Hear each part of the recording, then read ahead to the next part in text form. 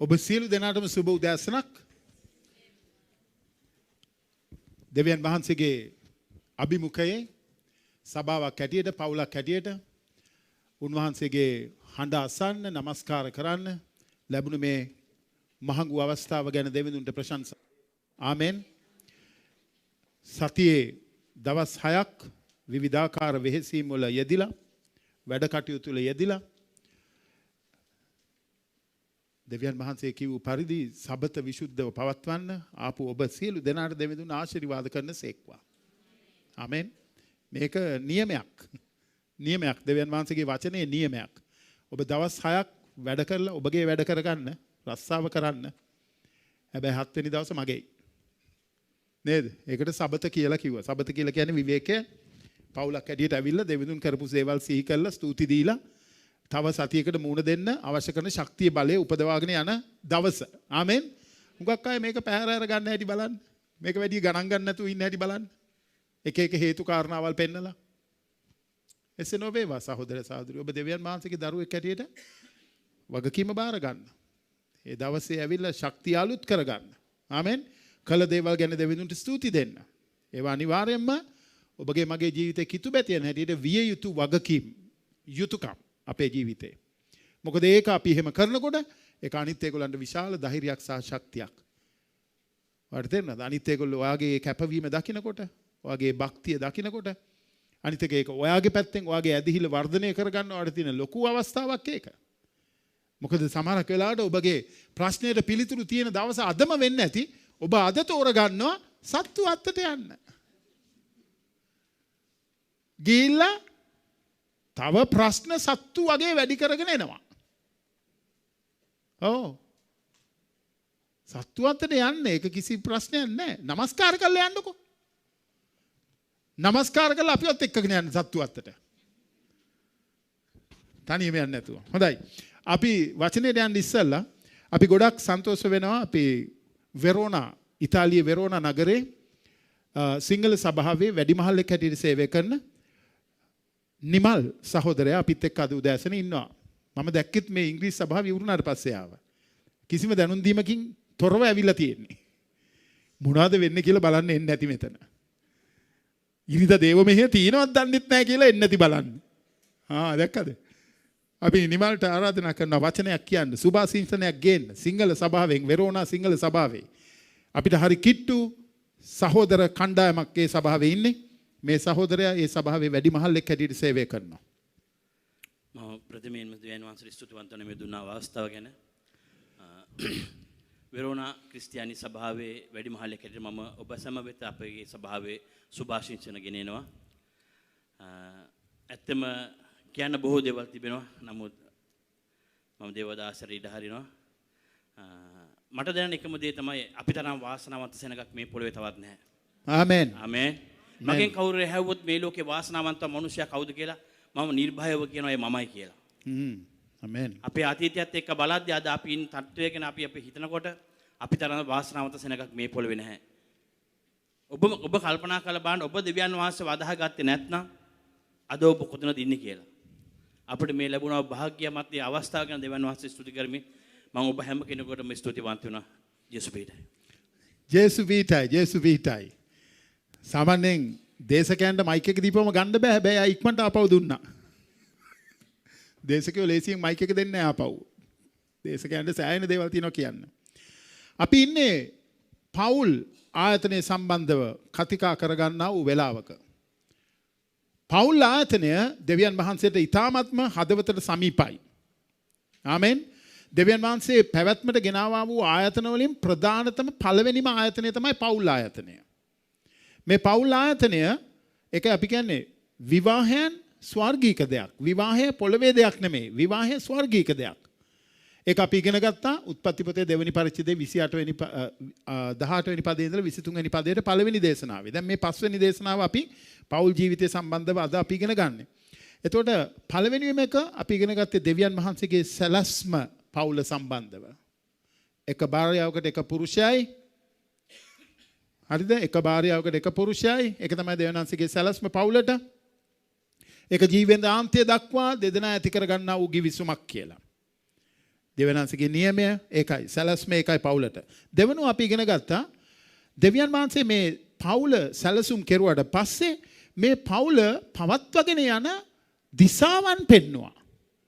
උත්පත්ති පොතේ 2:24 වෙනි පදයේ උන්වහන්සේ කිව්වා අතහැරීමක් සමු ගැනීමක් සිද්ධ වෙන්න ඕනේ පවුලේ. දැන් මේක උනේ නැති වුනහම ඇති වෙන ප්‍රශ්න ඔබ දන්නවා මමත් දන්නවා. මුල් පවුලත් එක්ක බැඳිලා එකට ඉන්න ගියාම ඇති වෙන ප්‍රශ්න ඇති කර ගන්න ප්‍රශ්න ඔබට හරි අමාරු ඊට පස්සේ විසඳ ගන්න ඒවා. ඒවා තිත්තකම් වලට පෙරලෙනවා. ඒවා වෛරයකට පෙරලෙනවා. ඕක මං කොච්චර කට කැඩෙනකන් කිව්වත් අපේ ඒගොල්ලෝ ඒක අහන්නේ නැතුව ගිහිල්ලා ඕකේ පැටලෙනවා. පැටලිලා ඊට පස්සේ තිත්තකම් ඇතුලේ ඇති කර ගන්නවා. එක්ක නැන්දම්මා, එක්ක මාමණ්ඩි, එක්ක ලේලි, එක්ක බෑනා. ඒ නිසා විවාහ වෙන්න බෑ තමුන්ට තමුන්ගේ ජීවිතේ කරගෙන යන්න පුළුවන්කමක් තමුන්ට නැත්නම් ඇයි විවාහ වෙන්නේ? අනිත් ඒගොල්ලන්ගෙන් යැපෙන්න. දැන් මේ විවාහ වෙන්න ඉන්න ඒගොල්ලන්ට මම තදින්ම කියන්නේ ඒක. ඕගොල්ලෝ අමාරුවේ වැටෙන්නත් එපා, අමත් ඒගොල්ලන්ව අමාරුවේ දාන්නත් එපා. මේ විවාහයට ඇතුල් වෙනකොට විවාහය අතිශයින්ම ශුද්ධ දෙයක්. විවාහය පවත්වාගෙන යාම සම්බන්ධව දිසාවන් සමිඳුන් පෙන්වලා තියෙන දෙයක්. ඒ නිසා ඔබ දෙවියන් වහන්සේගේ දරුවන් හැටියට මේ වරදේ ආයි වැටෙන්න ඕනේ නැහැ. මේක දැනගෙන ඔබ කී දෙනෙක් වරදේ වැටලා ඉන්නවා කියලාද මම කියන්නේ. මේක දැනගෙන මේක දන්වලා තියෙද්දි ඔබට. ඊට පස්සේ තිත්තකමක් ඇති කරගන්නවා අර එක්ක මෙයා එක්ක ඒවා යන්නේ ලේසියෙන් ආපහු. එළියට දාගන්න හරි අමාරුයි. ක්‍රියා කරන්නේ මේ විදිහට තමයි ඊට පස්සේ. කොච්චර කිව්වත්. ඇයි මේ වගේ දේවල් වලට අපි ඉඩ දෙන්නේ? දෙවියන් වහන්සේගේ දිසාවන් ඇයි අනුගමනය කරන්නේ නැත්තේ? දිසාවන් පෙන්වලා තියෙද්දි. සමු ගැනීමක් වෙන්න ඕනේ. ඇලුම් වීමක් වෙන්න ඕනේ. බැන්දට පස්සේ ඔයාගේ ළමයා වුණත් ඔයාට අයිති නෑ. බැන්දට පස්සේ අයිති අනිත් පාර්ශවයට. ඔයාට කීකරු වෙලා ඊට පස්සේ ළමයා යන්නේ නෑ. ඔයාට ගෞරවය නවත්තන්න එපා. කිතු බැති කැටියට දරුවා. හැබැයි කීකරුකම ඒ දෙදෙනා අතර ඇති වෙන්න ඕනේ දැන්. මේවා කඩපුවම ඒවා ඔයාව කඩන එක අහන්න ඕනේ නෑ. දුකට ඔයාපත් වෙනවා ඒකේ ප්‍රතිඵලය හැටියට. අපරාධේ. ඇයි ඒවට ඉඩ දෙන්නේ? එහෙම වුණාට පස්සේ ඔයාට හදාගන්න හරි අමාරුයි මම ඔයාලට කියනවා. ජීවිතාන්තයේ දක්වාම පවතින කැලලක් වෙනවා ඒක. මොකද ඔබ දෙවිඳුන්ගේ වචනයට අකීකරු වුණා. ඒකට ඔබ සවන් දුන්නේ නැහැ. ඒකට දැන් එක්සෙප්ෂන්ස් තියෙනවා. වෙනස් ආකාරව ක්‍රියා කළ යුතු. දැන් මහලු වෙලා ඉන්නවා නම් තනි වෙලා ඉන්නවා නම් කිසි දෙයක් කර කියා ගන්න බැරුව අම්මා තාත්තා ඉන්නවා නම් ඒගොල්ලන්ව බලා ගන්න ළඟ තියාගෙන. ඒකට ඒක වෙන කල්පයක් නැහැ. හැබැයි ඒගොල්ලෝ දැනගන්න ඕනේ මේ පවුලට ඇඟිලි ගහන්න නැතුව ඉන්න. මේ වැඩි දෙනේ ඇඟිලි ගහනවා පවුල් වලට. ඇඟිලි ගහපුවම ලෙඩේ. ඇඟිලි ගහපුවම ලෙඩේ. ඊට පස්සේ ඇති වෙන ප්‍රශ්න වලට විසඳ ගන්න බෑ. ඒක නිසා කරුණාකරලා ප්‍රවේශම් වෙන්න මේ කාරණේ ගැන මේක දෙවිඳුන්ගේ වචනයයි. ආමෙන්. දිසාව දුන්නා අයින් වෙන්න, සමු ගන්න, එක් වෙන්න, එක මාංශයක් වෙන්න. ඉතින් ඒක නිසා අපි තුන්වෙනිව බැලුවා මේ පවුල ආරක්ෂා කරගන්න පවුල ශක්තිමත් කරගන්න ඕනේ. මේ දෙදෙනාගේම වෑයම තියෙන්න ඕනේ පවුල ශක්තිමත් කරගන්න. පුරුෂයාගේ භාර්යාවගේ. ආමෙන්. ඒ දෙන්න ආදරෙන් දැන් මේ පවුල ශක්තිමත්ව ගොඩනගා ගන්න ඕනේ. ඒක ආරක්ෂා කරගන්න පුළුවන් වෙන්නේ ශක්තිමත්ව ගොඩනගා ගත්තොත්. ශක්තිය හීන වෙන තැන ආපහු යකා රින්ගනවා ඇතුළට.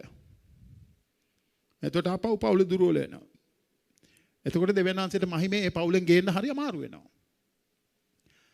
ඊට පස්සේ හතර වෙනුව අපි බැලුවා කියසුමානේ මේ පවුල ශක්තිමත් කරගන්න පවුල ආරක්ෂා කරගන්න පුරුෂයාගේ වගකීමක් තියෙනවා ඉෂ්ට කරන්න කියලා. කාරණා හයක් මම ඔබට පෙන්වුවා. පුරුෂයා කොහොමද පවුල ආරක්ෂා කරගන්න පියවරවල් ගන්න කියලා. දැන් ඕගලන්ට මේවා හම්බුනේ නැත්නම් CD එක ගන්න.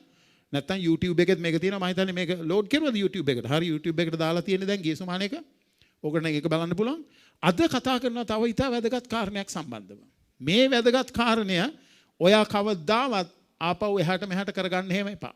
මේ වැදගත් කාරණය අද භාර්යාවන් ගැනයි අපි කතා කරන්න යන්නේ. දැන් භාර්යාව කී දෙනෙක් හරිම ගිල්ටි පිට ආවද මෙතනට මොනවා කියයිද දන්නේ නැහැ අද. මොකද මං කියන්න යන දේ පුරුෂයා දන්නවා.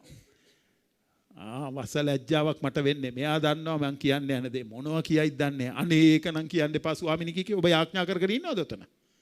මම ඔයාගේ යාඥාවට අහුම්කම් දෙන්නේ නැහැ ස්වාමීන් වහන්සේ. ස්වාමීන් වහන්සේට මමත් යාඥා කරුවානේ. එතකොට ස්වාමීන් වහන්සේ ඉඳ දෙන්නේ හරි දෙයටනේ. මම කියලා දානවා. හරි දෙය කියලා දානවා. ආමෙන්. හරි දෙය කියලා දානවා. ඔයාට දෙන්නේ ප්‍රවේශමෙන් අහුම්කම් දීලා ඒක අදාළ කරගෙන ජීවිතයේ ස්වාමීන් වහන්සේ තුල පරිවර්තනයක් වෙනසක් ඇති කරගන්න පියවර ගන්න එකයි. දෙවියන් වහන්සේවත් බලෙන් ඔයාව නිදහස් කරන්නේ නැහැ. බලහත්කාරකම් දෙවියන් වහන්සේ ඔයාට කරන්නෙම නැහැ. බලහත්කාරකම් කරනවා දෙවියන් වහන්සේ කවදාවත් දෙවියන් වහන්සේ බලහත්කාරකම් කරන්නේ නැහැ. උන්වහන්සේ කියලා දීලා ඔයාට තෝරා ගැනීමක් දීලා තියෙනවා. ඔයා තෝරා ගන්න එක තමයි ඊට පස්සේ ඔයා භුක්ති විඳින්න යන්නේ. ඉතින් කීකරුකම තෝරගත්තොත් දෙවියන් වහන්සේගේ ආශිර්වාදය ඔබට තියෙයි. ආමෙන්. ඉතින් බලන්න අද දවසේ හුඟක් වෙලාවට පුරුෂයාගේ භූමිකාව භාර්යාවගේ භූමිකාව නොතේරෙන කම හින්දා පුරුෂයා කරන දේම මටත් කරන්න පුළුවන් කියලා භාර්යාව හිතනවා. හොඳද? භාර්යාව කරන දේම මටත් කරන්න පුළුවන් කියලා පුරුෂයා හිතනවා. දැන් මේ දෙදෙනා දෙවියන් වහන්සේ තුල එකයි. ගලාති පොතේ 3 වෙනි පරිච්ඡේදයේ 28 වෙනි පදයේ කියනවා ආත්මීක වේ කතා කරන්නේ. හැබැයි පොළවේ ජීවත් වෙන පුරුෂයෙක් භාර්යාවක් හැටියට ඒ දෙදෙනාට වෙනස් භූමිකාවල් තියෙනවා. ඒගොල්ලන්ගේ කොටස් වෙනස්. පවුල තුල කරන්න ඕනේ. භාර්යාව කරන්න ඕනේ දේ මේකයි. පුරුෂයා කරන්න ඕනේ දෙකයි. මේ දෙකයි. මේකයි. දෙවියන් වහන්සේ මිනිස්යාව මවනකොට පුරුෂයා සහ ස්ත්‍රිය හැටියටයි මැව්වේ. දැන් කොහොමද එනම් මේ සමලිංගික සේවනය ඇතුළුනේ මේකට? කොහොමද පුරුෂයෝයි කාන්තාවෝයි විවාහ වෙන තැනට මේ පොළවේ මේ දුෂ්ටකම ඇති උනේ කොහොමද? මම ඔයාලට කියන්නම්. එකිනෙකනාගේ භූමිකාවල් සුළු කිරීම තුලයි මේක උනේ. එකිනෙකාගේ භූමිකාවල් අතහැරීම තුලයි මේක උනේ. එතකොට ඒගොල්ලෝ හිටියා මම මිනිහෙක්ව බැන්දත් එකයි, ගෑණියෙක්ව බැන්දත් එකයි. මොකක්ද තියෙන ප්‍රශ්නේ? දැක්කද මේ නපුරාට මේක අහුවෙලා මේක දැන් සිද්ධ වෙලා තියෙන විදිය? බොහොම තදින් යනවා ලෝකේ ඕක දැන්. ස්වාමීන් වහන්සේගේ ඊම ළඟයි. ඒ ඊම ලඟ වෙනකොට සිද්ධ වෙන දේවල් මේව නවත්තන්න බෑ. හැබැයි කිතු බැතියන් හැටියට අපිට මේ වගේ ආරක්ෂා වෙන්න පුළුවන්. අපේ භූමිකාවල් වල වැදගත්කම තේරුම් අරගෙන පුරුෂයා සහ ස්ත්‍රිය භූමිකාවල් වල වැදගත්කම තේරුම් අරගෙන ඒ භූමිකාවේ තමුන් රැඳිලා හිටියොත් ආමෙන්. කොච්චර අමාරු වුණත් ඒ භූමිකාවේ රැඳී සිටීම දෙවියන් වහන්සේගේ කැමැත්තයි ඔබටයි මටයි. දෙවියන් වහන්සේගේ කැමැත්ත ඒකයි.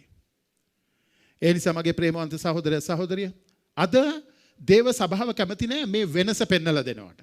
දේව සභාවෙත් ඒකනේ දේව සභාවේ සභාපාලක තුමියන් ඉන්නේ. දේව සභාවේ දේවගති වරියන් ඉන්නේ. දේව සභාවේ කාන්තාව වැඩි මහල්ලෝ හැටියට ඉන්නේ. මේක බයිබලයට අනුව වෙන්න බෑ. සභාව මේකට කැමතිත් නෑ. ඒකින්ද අද සභාව මේක උගන්වන්නෙත් නෑ. සභාවල් උගන්වන්නේ මේක. ඉගෙනුවොත් මිනිස්සු යන්න. මම ඉන්නේ මෙතන ඕගොල්ලන්ව තියාගෙන මේ පුටු පුරව ගන්න නෙමෙයි. මම ඉන්නේ මෙතන දෙවියන් වහන්සේගේ නියෝජිතය ඇතුළේ උන්වහන්සේගේ වචනේ කියලා තියෙන එක ඒ විදිහටම ඔබට කියන්න. මට වාසි ගන්න හෝ ඔයාට වාසි වෙන්න මේක කතා කරන්න අපිට කිසිම අයිතියක් නැහැ. අද සභාව අසමත් වෙලා තිබෙනවා. මේ වෙනස පෙන්නලා දෙන්න. පුරුෂයාගේ භාර්යාවගේ කොටසේ වෙනස පෙන්නලා දෙන්න සභාව අසමත් වෙලා. ඒකින්ද භාර්යාව පොරකනවා වැඩි මහල්ලෙක් වෙන්න. භාර්යාව පොරකනවා ගෙදර ලොක්ක වෙන්න. ගෙදරයි සභාවේ පුරුෂ නායකත්වයේ බයිබලීය ඉගැන්වීමයි. ආයි දෙකක් නෑ ඒක ගැන. ආමෙන්. ගෙදර හිස ස්වාමි පුරුෂයයි. යේසුස් වහන්සේ පළවෙනි කොරින්ති 11 3 වෙනි පදයේ කිව්වා. ඒක මොකක්ද කිව්වේ දෙවියන් වහන්සේගේ වචනය. පුරුෂයා භාර්යාවගේ හිස පුරුෂයයි. පුරුෂයාගේ හිත ක්‍රිස්තුස් වහන්සේයි. ක්‍රිස්තුස් වහන්සේගේ හිස පියාණන් වහන්සේයි. ඔන්න සැකිල්ල. දැන් ඕකට ඔබ ගෞරව කරනවද? ඕකත් එක්ක රණ්ඩු කරනවද? තීරණය ඔබගේ අතේයි. දෙවියන් වහන්සේ මේක හරි පැහැදිලි මඟ පෙන්වීමක් දීලා තිනවා පුරුෂයාගේ සහ භාර්යාවගේ භූමිකාවල් සම්බන්ධව. මේවා මගහැරලා නොතකා සිටීම තමයි සමලිංගික සේවනයේට මූලික ප්‍රශ්නය කියලා මම හිතන්නේ. එතකොට ඒගොල්ලන්ට කිසි ගැටලුවක් නැහැ නේද? කොයි පැත්තෙත් එකයි කියලා ඒගොල්ලන් හිතන්නේ. හරිද නේද? කනගාටුයි. හැබැයි ලෝකේ යන දිශාව බලන්න. ලෝකේ යන දිශාවට අපි යන්නේ නැහැ. අපි ස්වර්ගීය පුරවැසියෝ. අපේ නාගරිකත්වයේ ස්වර්ගේ. පාවුලතුමා කිව්වා. ඒක ඔබ දැනගන්න. ඔබගේ නාගරිකත්වය ස්වර්ගේ. අපි මේ වන්දනාකාරයෝ මේ తాවකාලික භූමියක් මේ අපි ඉන්නේ. ලංකාව අපේ වාස භූමිය తాවකාලිකව. අපි මේ හරහා යන්නේ එකපාරයි. ඊට පස්සේ අපි තියෙන සදාකාලික තැනක්. එක්ක සැනසීමේ තැන එක්ක දුක් විඳින තැන. තෝරගන්නේ මෙහෙදී. ඉතින් ස්වාමීන් වහන්සේට ස්තුතියි. අපිට උන්වහන්සේ මේ වචනය තුල සිහි ගන්වන්නා වූ දේ. ආමෙන්. මේ එකිනෙකනාට දීලා තිබෙන්නා වූ භූමිකාවල් සම්පූර්ණ කරන්න එකිනෙකනා පියවර ගන්න. පුරුෂයෝ හැටියට භාර්යාවෝ හැටියට. කාන්තාවෝ හැටියට. ආමෙන්. දෙවියන් වහන්සේ ඉදිරියේ ඒකත් එක්ක රණ්ඩු කරන්න එපා. සන්තෝෂෙන් වාගේ කොටස කරන්න. දේව සභාවේ ගෙදර වාගේ භූමිකාව සන්තෝෂෙන් කරන්න. ආමෙන්. ස්වාමින් වහන්සේට මෙන් කරන්න. ඒකයි බයිබලයේ අනුශාසනාව. යේසුස් වහන්සේට මෙන් නුඹගේ පුරුෂයන්ට කීකරු වෙල්ලා. දැන් මේකට කැමති නැහැ භාර්යාව. කීකරු වෙන්න කියලා කිව්වනේ. කීකරු වෙන්න. කීකරු වෙන්න. ඔව් කීකරු වෙන්න. පුරුෂයා නෙමෙයි ඉල්ලන්නේ. යේසුස් වහන්සේ ඉල්ලන්නේ කීකරු වෙන්න කියලා. පුරුෂයාට ඉල්ලන්න අයිතියක් නැහැ. මට කීකරු වෙන්න ඔයා කියලා. ස්වාමින් වහන්සේට මෙන් කීකරු වෙන්න කියලා. ස්වාමින් වහන්සේ ඉල්ලපුවම ඔයා ඒක කරනවද නැද්ද කියන එක ඔයාට බාරයි. කාටද බාර? භාර්යාවන්ට. මොකද අද විශේෂ යොමුව භාර්යාව සම්බන්ධව හින්දා. කියවමු අපි බයිබල් කොටස. භාර්යාව විවාහය ආරක්ෂා කරගන්න නම් මෙන්න ක්‍රමය. වෙන ක්‍රමයක් නැහැ. වෙන ක්‍රමයක් නැහැ. ඊට පස්සේ අවුල් කරගෙන එන්න එපා මට කියන්න. එන්න එපා කියන්න. අර ටීවී ඇඩ් එකක් කියන්නේ මොකද්ද? ඔය 99 කාඩ් එක දාගෙන 99 කාඩ් එක දාගෙන එන්න එපා. භාර්යාවෙනි ස්වාමින් වහන්සේට මේ නුඹලාගේ පුරුෂයන්ට යටත්ව සිටින්න. කවුද මේක කියන්නේ දැන් මේ? පුරුෂයාද කියන්නේ? කවුද කියන්නේ? ෂුවර්ද? කීදෙනෙකුට ෂුවර්ද මේ දෙවියන් වහන්සේ කියන්නේ කියලා? හා එහෙනම් මොකද්ද දෙවියන් වහන්සේ කියන්නේ කියලා හයියෙන් භාර්යාව කියන්න බලන්න.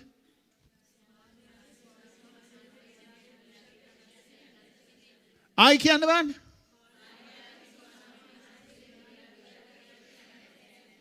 භාර්යාවෙනි ස්වාමින් වහන්සේට මෙන් නුඹලාගේ පුරුෂයන්ට යටත්ව සිටින්න. මේක පාවුලතුමා කියප එකක් නෙමෙයි. මේක දෙවියන් වහන්සේ භාර්යාවන්ට කියප එකක් පාවුලතුමා ලියනවා. ආමෙන්. හරි.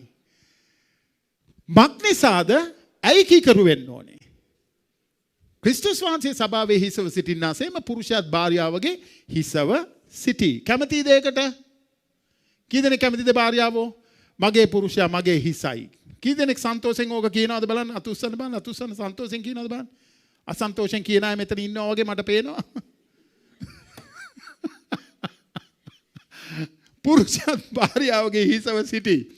උන්වහන්සේ වනාහි ශරීරයේ ගැලූම් කාර්යය එබැවින් සභාව ක්‍රිස්තුස් වහන්සේට යටත් වෙන්නක් මෙන් භාර්යාවෝද සියලු දේවල්දී තමුන්ගේ පුරුෂයන්ට යටත් වේවා. ආමෙන්.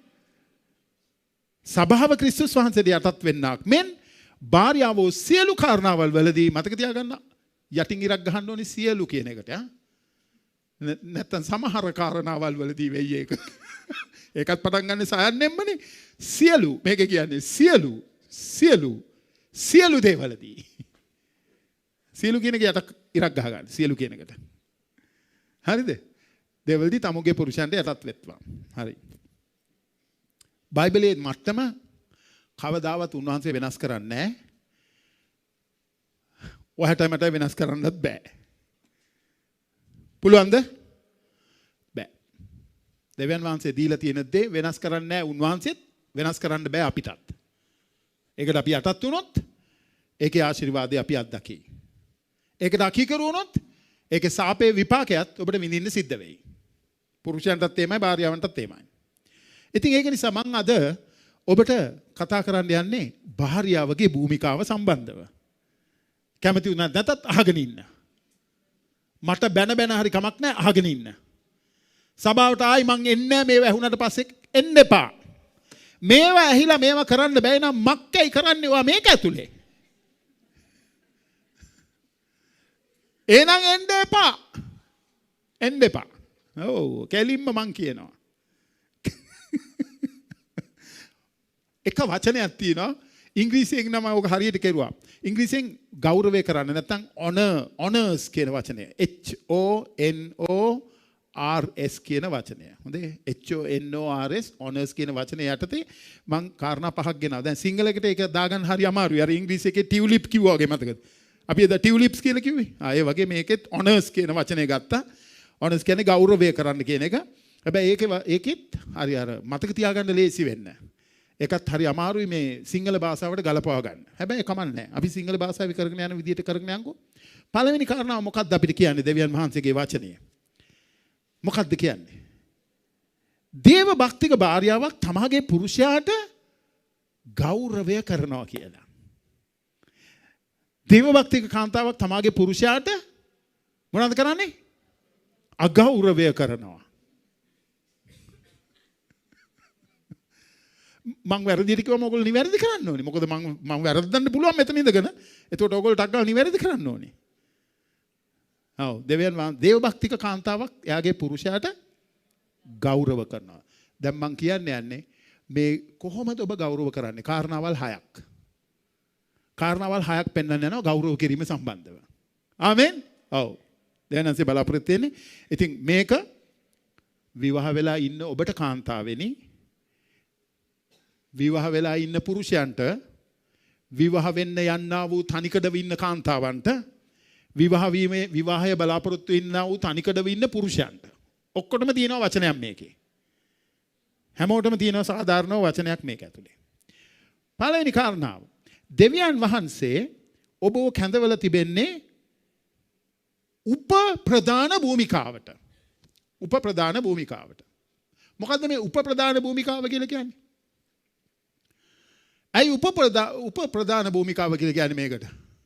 මේකට දෙවියන් වහන්සේගේ වචනේ කියන මේකට තදින් බැඳිලා ඉන්න කියලා. මේ උප ප්‍රධාන භූමිකාවට තදින් බැඳිලා ඉන්න කියලා. ප්‍රධාන භූමිකාව කාගේද? ස්වාමි පුරුෂයාගේ.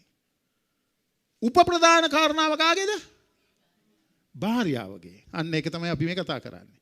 ඒකට තදින් බැඳිලා ඉන්න කියලා කියනවා. බලන්න ඇයි එහෙම කියන්නේ? ඇයි ඔයාට උප ප්‍රධාන කාරණාවක් දීලා තියෙන්නේ දෙවියන් වහන්සේ? කියවමු අපි 1 තිමෝති 2:4-15 පද. ඇයි ඔයාට දීලා තියෙන්නේ උප ප්‍රධාන කාරණාව? ඔයාටත් දෙන්න තිබුණානේ ප්‍රධාන කාරණාව. ඔන්න භාර්යාවන්ට කියනවා. ඇයි උප ප්‍රධාන කාරණාව දීලා තියෙන්නේ ඔබට? ආදම් රැවටුනේ නැත. නමුත් ස්ත්‍රී රැවටුණා. රැවටිලා වරදට වැටුණා. එයා ඉන්නේ දැන් වරදට වැටලා රැවටිලා. නමුත් ඔහු විනීතභාවයෙන් යුක්තව ඇදහිල්ලෙහි ප්‍රේමෙහි සුද්ධකමෙහි පවතිනෝ නම් දරුවන් බිහි කිරීමේදී ගැලවෙනවා ඇත. දැන් ඔන්න පළවෙනි කාරණාව අපිට කියනවා. ඔයා දෙවියන් වහන්සේගේ දාසියක් හැටියට, දරුවෙක් හැටියට, කාන්තාවෙනි දෙවියන් වහන්සේ කියනවා ඔයාට තියෙනවා මේ උප ප්‍රධාන භූමිකාවක් බාර දීලා පවුලේ. ඇයි දෙවියන් වහන්සේ පුරුෂයාව හදලා පුරුෂයාගෙන්නේ භාර්යාවව හැදුවේ? නේද? ඊට පස්සේ කිව්වා පුරුෂයාට උදව් කරන්නෙක් හැටියට භාර්යාවව බාර දෙනවා කියලා දෙවියන් වහන්සේ. එතකොට ඔයා විල හෙල්පර්. ඒක කියන්නේ උප භූමිකාවක් තියෙන්නේ කියලා. වර්ධනද? ඒකද මේ භූමිකාවල් තේරුම් ගන්න. මේ භූමිකාවල් ගැන අපි කතා කරන්නේ. දෙවියන් වහන්සේ තුල දෙන වටිනාකම නෙමෙයි හොඳේ. වටිනාකම එකයි. ඔයා දෙවියන් වහන්සේත් යේසුස් ස්වාමින් වහන්සේ අතර පුරුෂයාගේත් භාර්යාවගේත් වටිනාකම එකයි. හැබැයි භූමිකාවල් වලින් වෙනස්. මෙන්න මේක තමයි අපි හරියාකාරව තේරුම් ගන්න ඕනේ දෙවිඳුන් ප්‍රසන්න වෙන ගෞරවය කරන නිවසක් ගොඩනගා ගන්න. ආමෙන්. ඒ නිසා මෙතෙන්දි බලන්න 1 තිමෝති 2:13-14 කිව්වේ ඉස්සල්ලා කාන්තාව රැවටුනේ. ඒ කතාව අපි දන්නවනේ. ඒක බොරුද?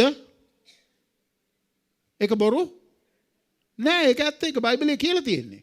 ඒක කියනවා ඉස්සල්ලා ඒව රැවටුණා. ඒව රැවටිලා හිටන් එයා ගහෙන් කන්න එපා කිව්ව ගෙඩිය කෑවා. ඊට පස්සේ පුරුෂයාටත් ඒක කැව්වා. එතකොට එයාගේ මේ ප්‍රධාන භූමිකාව එයා හරියට ඉෂ්ට කෙරුවේ නැහැ. භාර්යාව. ඉෂ්ට කෙරුවේ නැහැ. හෙල්ප් හැටියට නෙමෙයි වැඩ කරේ. එයා දේවල් අතට අරගෙන වැඩ කෙරුවා. දැක්කද? තියෙන ප්‍රශ්නේ. ඒක නිසා අපිට මේකේ කියනවා දෙවනි කොරින්ති 11 පළවෙනි කොරින්ති 11 3 පදය මොකක්ද ඒක කියන්නේ? නමුත් එක එක පුරුෂයාගේ හිස ක්‍රිස්තුස් වහන්සේ බවද, ස්ත්‍රියගේ හිස පුරුෂයා බවද, ක්‍රිස්තුස් වහන්සේගේ හිස දෙවියන් වහන්සේ බවද නුඹලා දැනගන්නවට කැමැත්තෙමි. දැක්කද මේ සැකිල්ල? ස්ත්‍රියගේ හිස පුරුෂයා, පුරුෂයාගේ හිස ක්‍රිස්තුස් වහන්සේ, ක්‍රිස්තුස් වහන්සේගේ හිස පියාණන් වහන්සේ. ආමෙන්.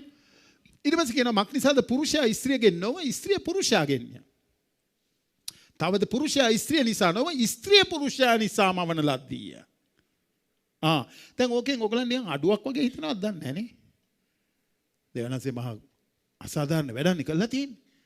අපු හැමතිස්සෙම අඩු කළා නෙමෙයි තියෙන්නේ. එහෙම හිතනවද? ඔබට එහෙම හිතෙනවද? 1 පේදුරු 3:7 කියන එසේම පුරුෂයනි නුඹලාගේ යාඥාවලට බාධා නොපැමිණෙන පිණිස වඩා දුර්වල භාජන වූ භාර්යාවන් සමග දැනගැන්මේ හැටියට වාසය කරමින් ඔවුන් ජීවනයේ අනුග්‍රහයට හවුල් උරුමකාරයන්ද බැවින් ඔවුන්ට ගෞරවය දෙන්න කියලා. ඒ කියන්නේ පුරුෂයන්ට කියන. ඒකට නම් hina වෙනවා අපේගොල්ලෝ. ඒකට අපේ ස්ත්‍රීන්ට hina. ඉස්සෙල්ලා කියනකොට නිකන් බුම්මගෙන වගේ මගේ දිහා බලන් හිටියේ. දැන් බලන්න මේකෙදි තේරුම් ගන්න මේ ප්‍රධාන උපභූමිකාවේ තිබෙන වැදගත්කම. ප්‍රධාන උපභූමිකාවේ තිබෙන වැදගත්. ඔබ සහකාරිය හැටියට පවුලේ තිබෙන ඔබගේ භූමිකාවේ තිබෙන වැදගත්කම. ආමෙන්. හරි වැදගත්. මේක ඔයා අමතක කරන්න එපා. ඒකට අපිට හොඳම පදයක් තමයි මේ ඔයයි මමයි දෙන්නම කාන්තාව පුරුෂයා දෙන්නම දෙවියන් වහන්සේ තුල එකයි කියන්නේ ගලාති 3:28 වෙනි පදය. ගලාති 3:28 කියනවා නුඹලා සියල්ලන් ක්‍රිස්තුස් යේසුස් වහන්සේ තුල එක්කෙනෙක්ව සිටින නිසා. එක්කෙනෙක්ව. දැක්කද? අපි ඔක්කොමල්ලා ස්වාමීන් වහන්සේ තුල එක්කෙනෙක්. පුරුෂයෝ ස්ත්‍රීන් දෙකොල්ලම. යුදෙවෙකෝ ග්‍රීකෙක් නැත්තේ දාසෙකෝ නිදාසෙක් නැත්තේ පුරුෂෙකෝ ස්ත්‍රියක් නැත්තාහ. දැක්කද? ස්වාමීන් වහන්සේ තුල ආත්මිකව වටිනාකම එකයි. හැබැයි ශාරීරිකව භූමිකාවල් දෙකයි. අල්ලගත්තද වැඩේ? ඔව් භූමිකාවල් දෙකයි. ස්ත්‍රියයි පුරුෂයයි අතර භූමිකාවල් දෙකයි. ලූක් 2:51 උන්වහන්සේ ඔවුන් සමග ගොස් නාසරෙට පැමිණ ඔවුන්ට යටත්ව සිටිසේක. උන්වහන්සේගේ මෑණියෝ මේ සියලු කිම් සිතේ තබා ගත්තේ. බලන්න යේසුස් ස්වාමීන් වහන්සේ උන්වහන්සේගේ ළමා අවදියේ සිට අවුරුදු 30ක් වෙනකන් මේ පොළවේ අම්මටත් තාත්තටත් කීකරුව පොළවේ උන්වහන්සේ වහදා වඩා ගත්තේ මරියා සහ යෝසේතුමා. ඒ දෙන්නට කීකරුව නාසරෙත් නුවර අවුරුදු 30 වෙනකන්. වඩුවෙක්ගේ ගෙදර වඩුවෙක් හැටියට. යේසුස් ක්‍රිස්තුස් ස්වාමීන් වහන්සේ 100%ක් මිනිසෙක් හැටියට උන්වහන්සේගේ උපප්‍රදාන කාර්යයේ යෙදී සිටියා. එක්කද? උදව් කරන කාර්යයේ. උන්වහන්සේ යටත් වුණා. උන්වහන්සේගේ පොළවේ අම්මටයි තාත්තටයි කීකරු වුණා. දෙවියන් වහන්සේට ස්තුතියි. ඒක තමයි අපිට දෙන ලොකුම ආදර්ශය. යේසුස් ස්වාමීන් වහන්සේ පෙන්නලා තියෙන. ආමෙන්.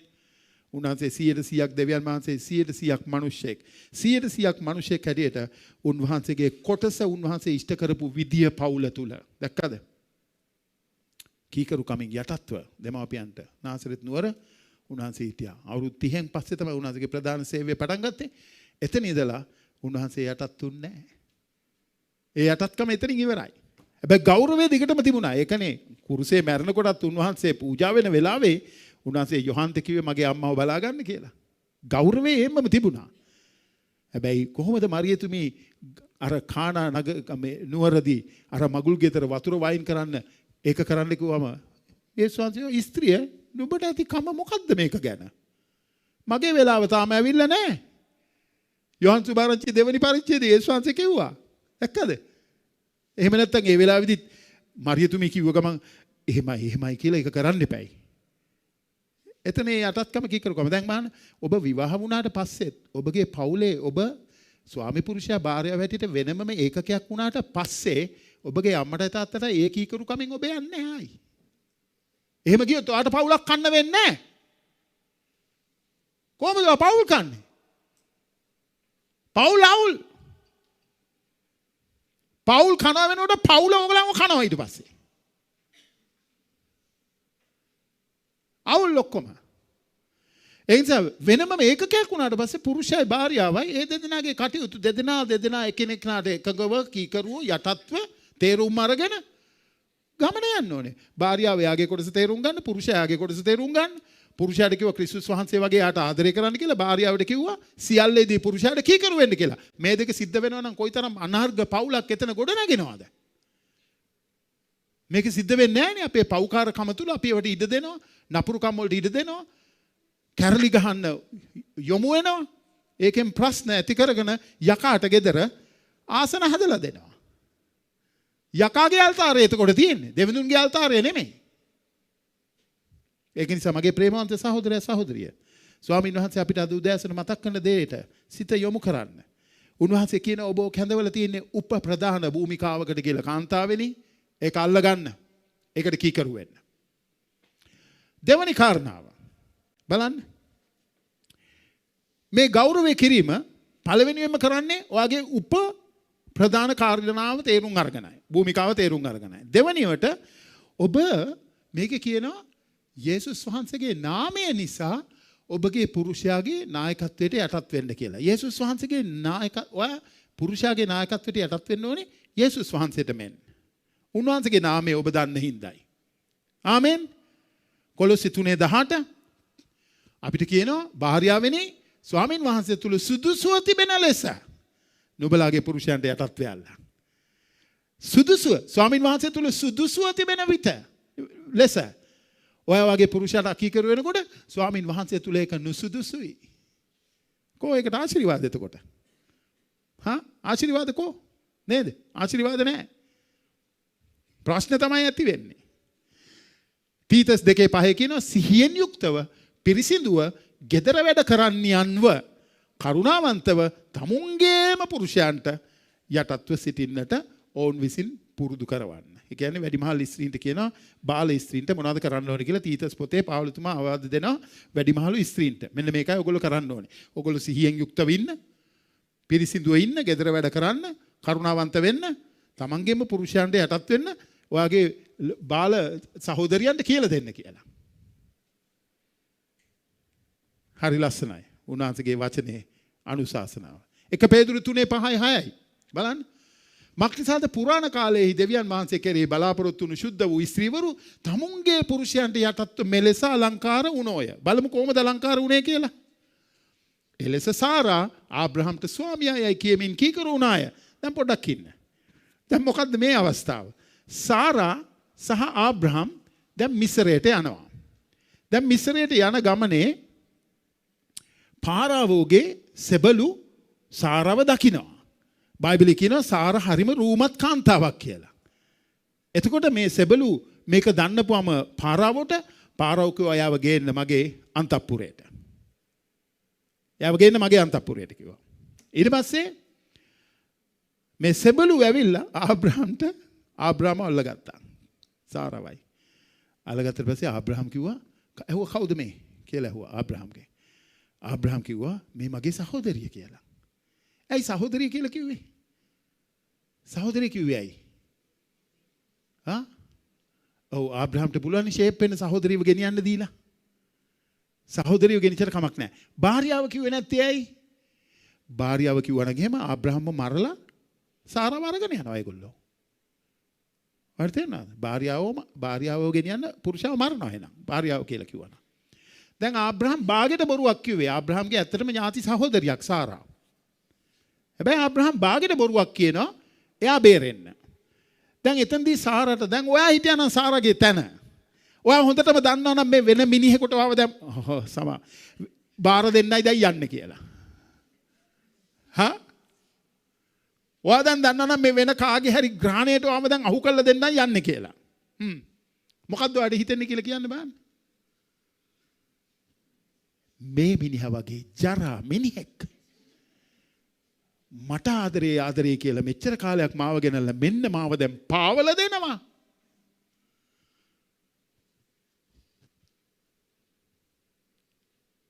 මොකද නිශ්ශබ්ද ඔයගොල්ලෝ? වදන සාරට මේ තත්ත්වය ඇති වුණාම සාරාගේ ගෞරවය ආබ්‍රහම්ට එක බිඳක්වත් අඩු වුණේ නැහැ. අඩු නැහැ. ශුද්ධාත්මයන් වහන්සේ විසින් මෙහෙවනු ලැබූ ලියවුණු මේ ලියවිල්ලේ බොරු කියන්නේ නැහැ. ඒක එහෙනම් තියෙනවනේ සාරාට පොඩි විචිකිච්ඡාවක් ආවා කියලා මෙහෙම කිව්වම. එහෙම නැහැ. සාරා මොකද්ද කිව්වේ? ආබ්‍රහම්ට ඒත් එහෙමයි ස්වාමිනී කියලා ගියා. එහෙයි ස්වාමිනී කියලා ගියා. හොඳටම දන්නවා මේ වෙන තැනකට වෙන කෙනෙකුගේ අතට මේ පාවල දීමක් මේ කෙරුවේ කියලා දැන්. ඔයා භාර්යාව ඔයා සාරා වෙලා හිටියනම් කොහොමද ඔකට උත්තර දෙන්නේ?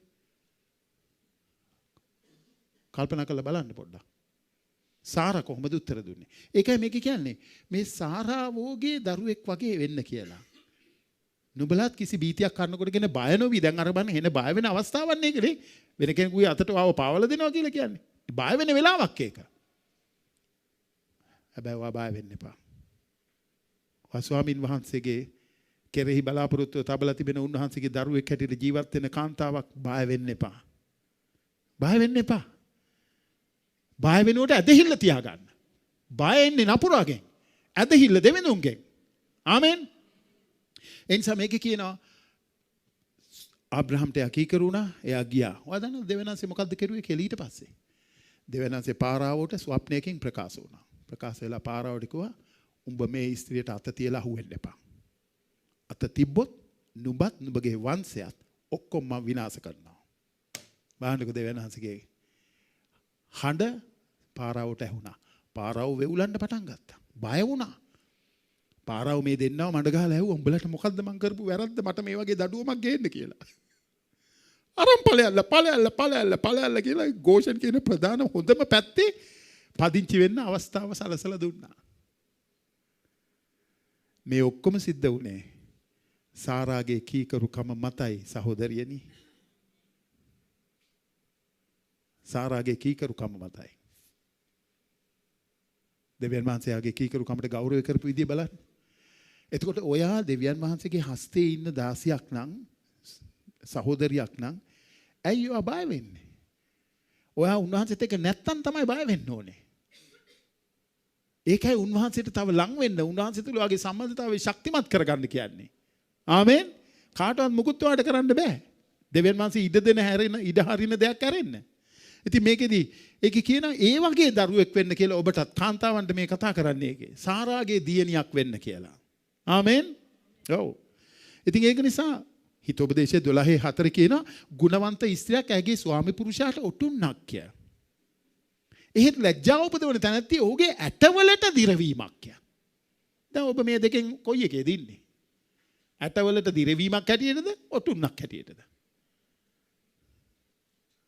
ඔබ දන්නවා. ඔබ ඉන්න තැන ඔබ දන්නවා.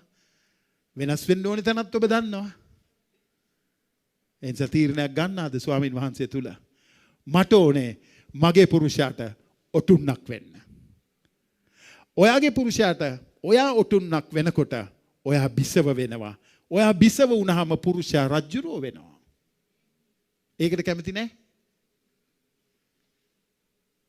කැමති නැහැ පුරුෂයා රජ්ජුරුව වෙනවට?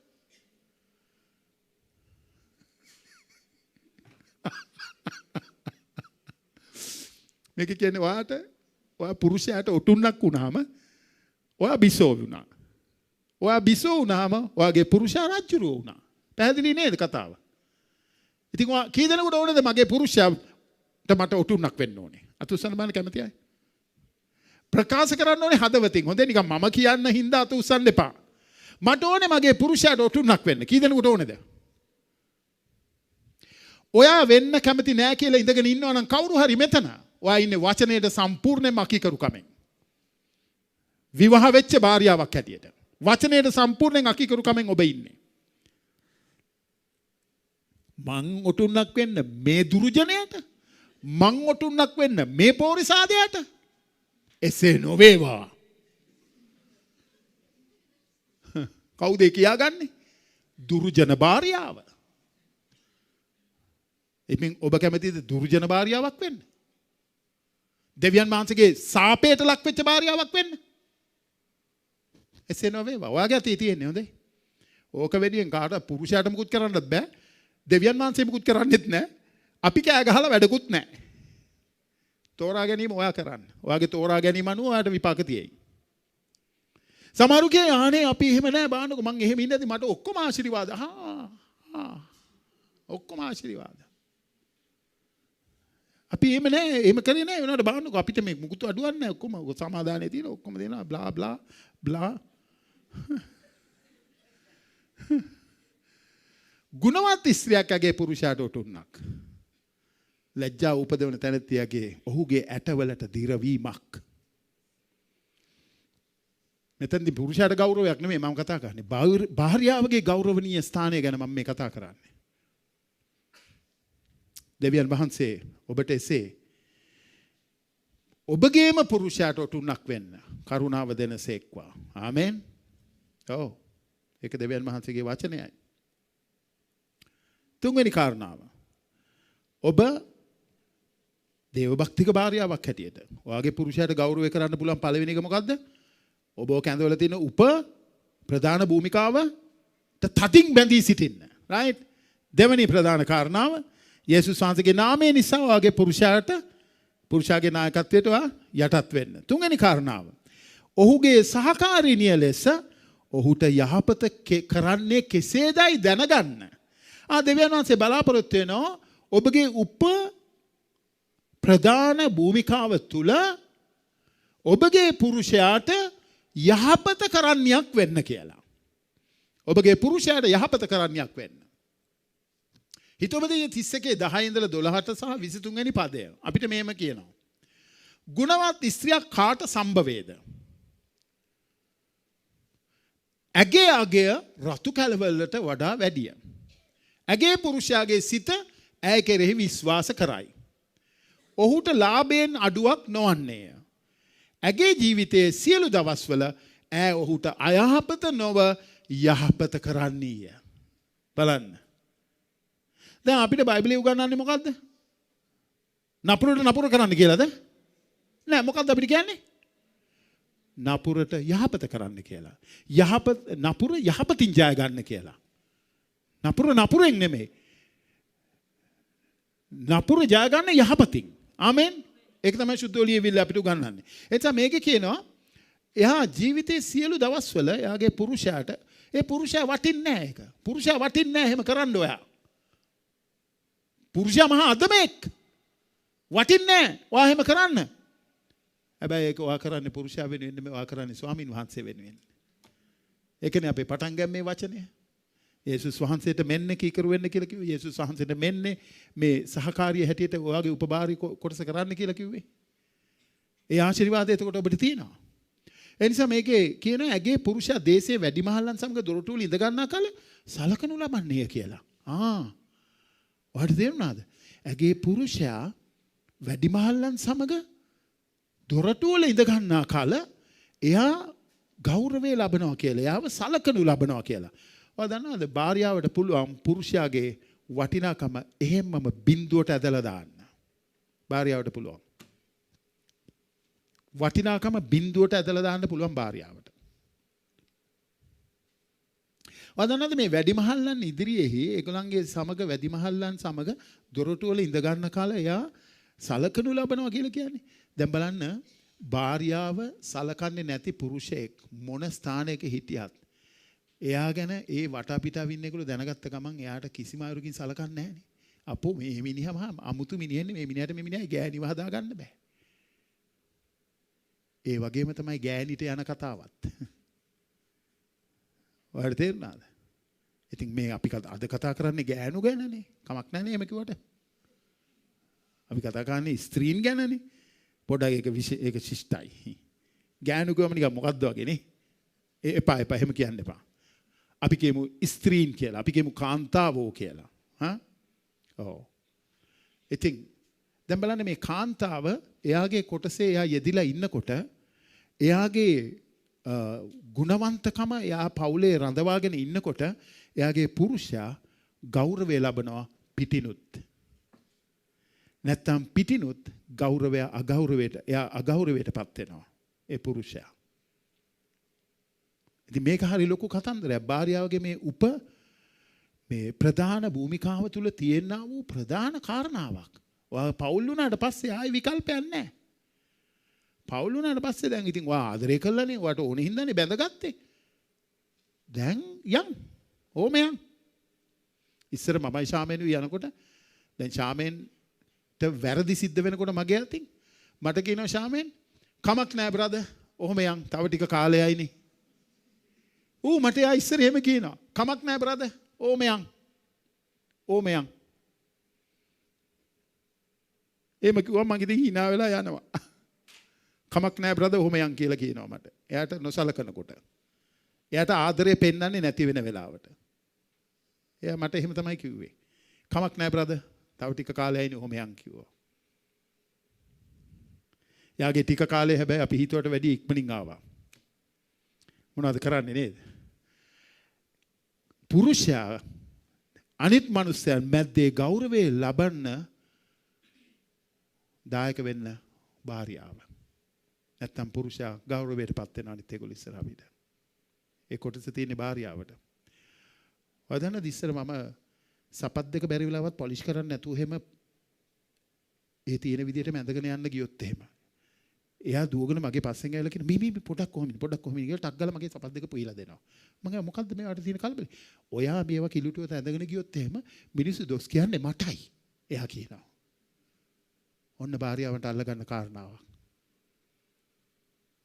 මම බැරිලා පොඩි වෙච්ච මට ගාණක් නැහැ මම ඔය හවුවෙච්ච එක ඇඳගෙන යනවා. දයන්නම් එහෙම නෑ දයන්නම් කැලින්ම අම්මා හරියටම නේද ක්‍රීස් එක නියමෙට තියලා තමයි මෙයා අඳින්නේ. සපත් දෙක දාගන්න නැතුව එළියට යන්නේ නැහැ මෙයා. මම ඔය සකබල් සෙරප්පු කැලි දෙයක් හරි කමන්නේ දාගත්තා ගියා මගේ වැඩේ කරන්න. මෙයා එහෙම යන්නේ නැහැ. ඒ ඔයාට දාන්න බෑනේ දැන්. දැන් බෑ. ඉස්සරත් තමයි එහෙමයි. හරිම නිකන් ස්පික් ඇන් ස්පෑන්. හරියට අඳින්නේ හරි ඒ පිළිවෙලට අඳින්න ඕනේ යාට. එළියට යනකොටත් එහෙමයි.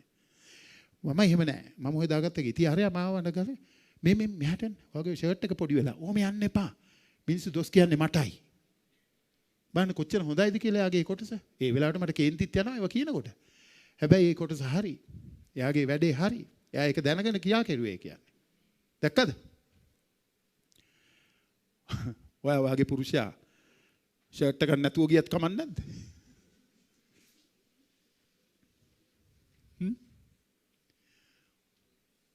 සපත් දෙක මඩ එහෙම්මමයි. මේස් දෙක ඉරිලා. ෂර්ට් එක පොඩි වෙලා. එයාට ඕනේ නැත්නම් මටත් ඕනේ නැහැ. ඔහි ගියාද? ප්‍රශ්නයක් තියෙනවා. ඔයාගේ උපප්‍රධානක භූමිකාව සම්බන්ධව. මේක කියන වැඩිමහල්ලෝ සලකන ඔයාට. කාටද? පුරුෂයාට. ඇයි වැඩිමහල්ලෝ සලකන්නේ පුරුෂයාට? භාර්යාවගේ කොටස යා කරලා එයාව ගෞරවයට පත් කරලා තියෙන හින්දා. ආමෙන්. බලන්න භාර්යාවනි ඔබගේ උපප්‍රධාන කොටසේ තිබෙනා වූ වැදගත්කම. ඒ නිසා මේකෙදී අපිට උන්වහන්සේ මතක් කරලා දෙන්නේ සහකාරිනිය හැටියට එයාට යහපත්කම් කරන්න. ඔයාලට තේරෙනවද? එයාට යහපත්කම්ම කරන්න. දෙවියන් වහන්සේ සැලසුම් කෙරුවේ ඔබ හා පුරුෂයා. ඔබ තුලින් පුරුෂයා සම්පූර්ණ වෙන්නයි. ඔබ තුලින් පුරුෂයා සම්පූර්ණ වෙන්න ඕනේ. පුරුෂයා තුලින් ඔබ සම්පූර්ණ වෙන්න ඕනේ වගේම.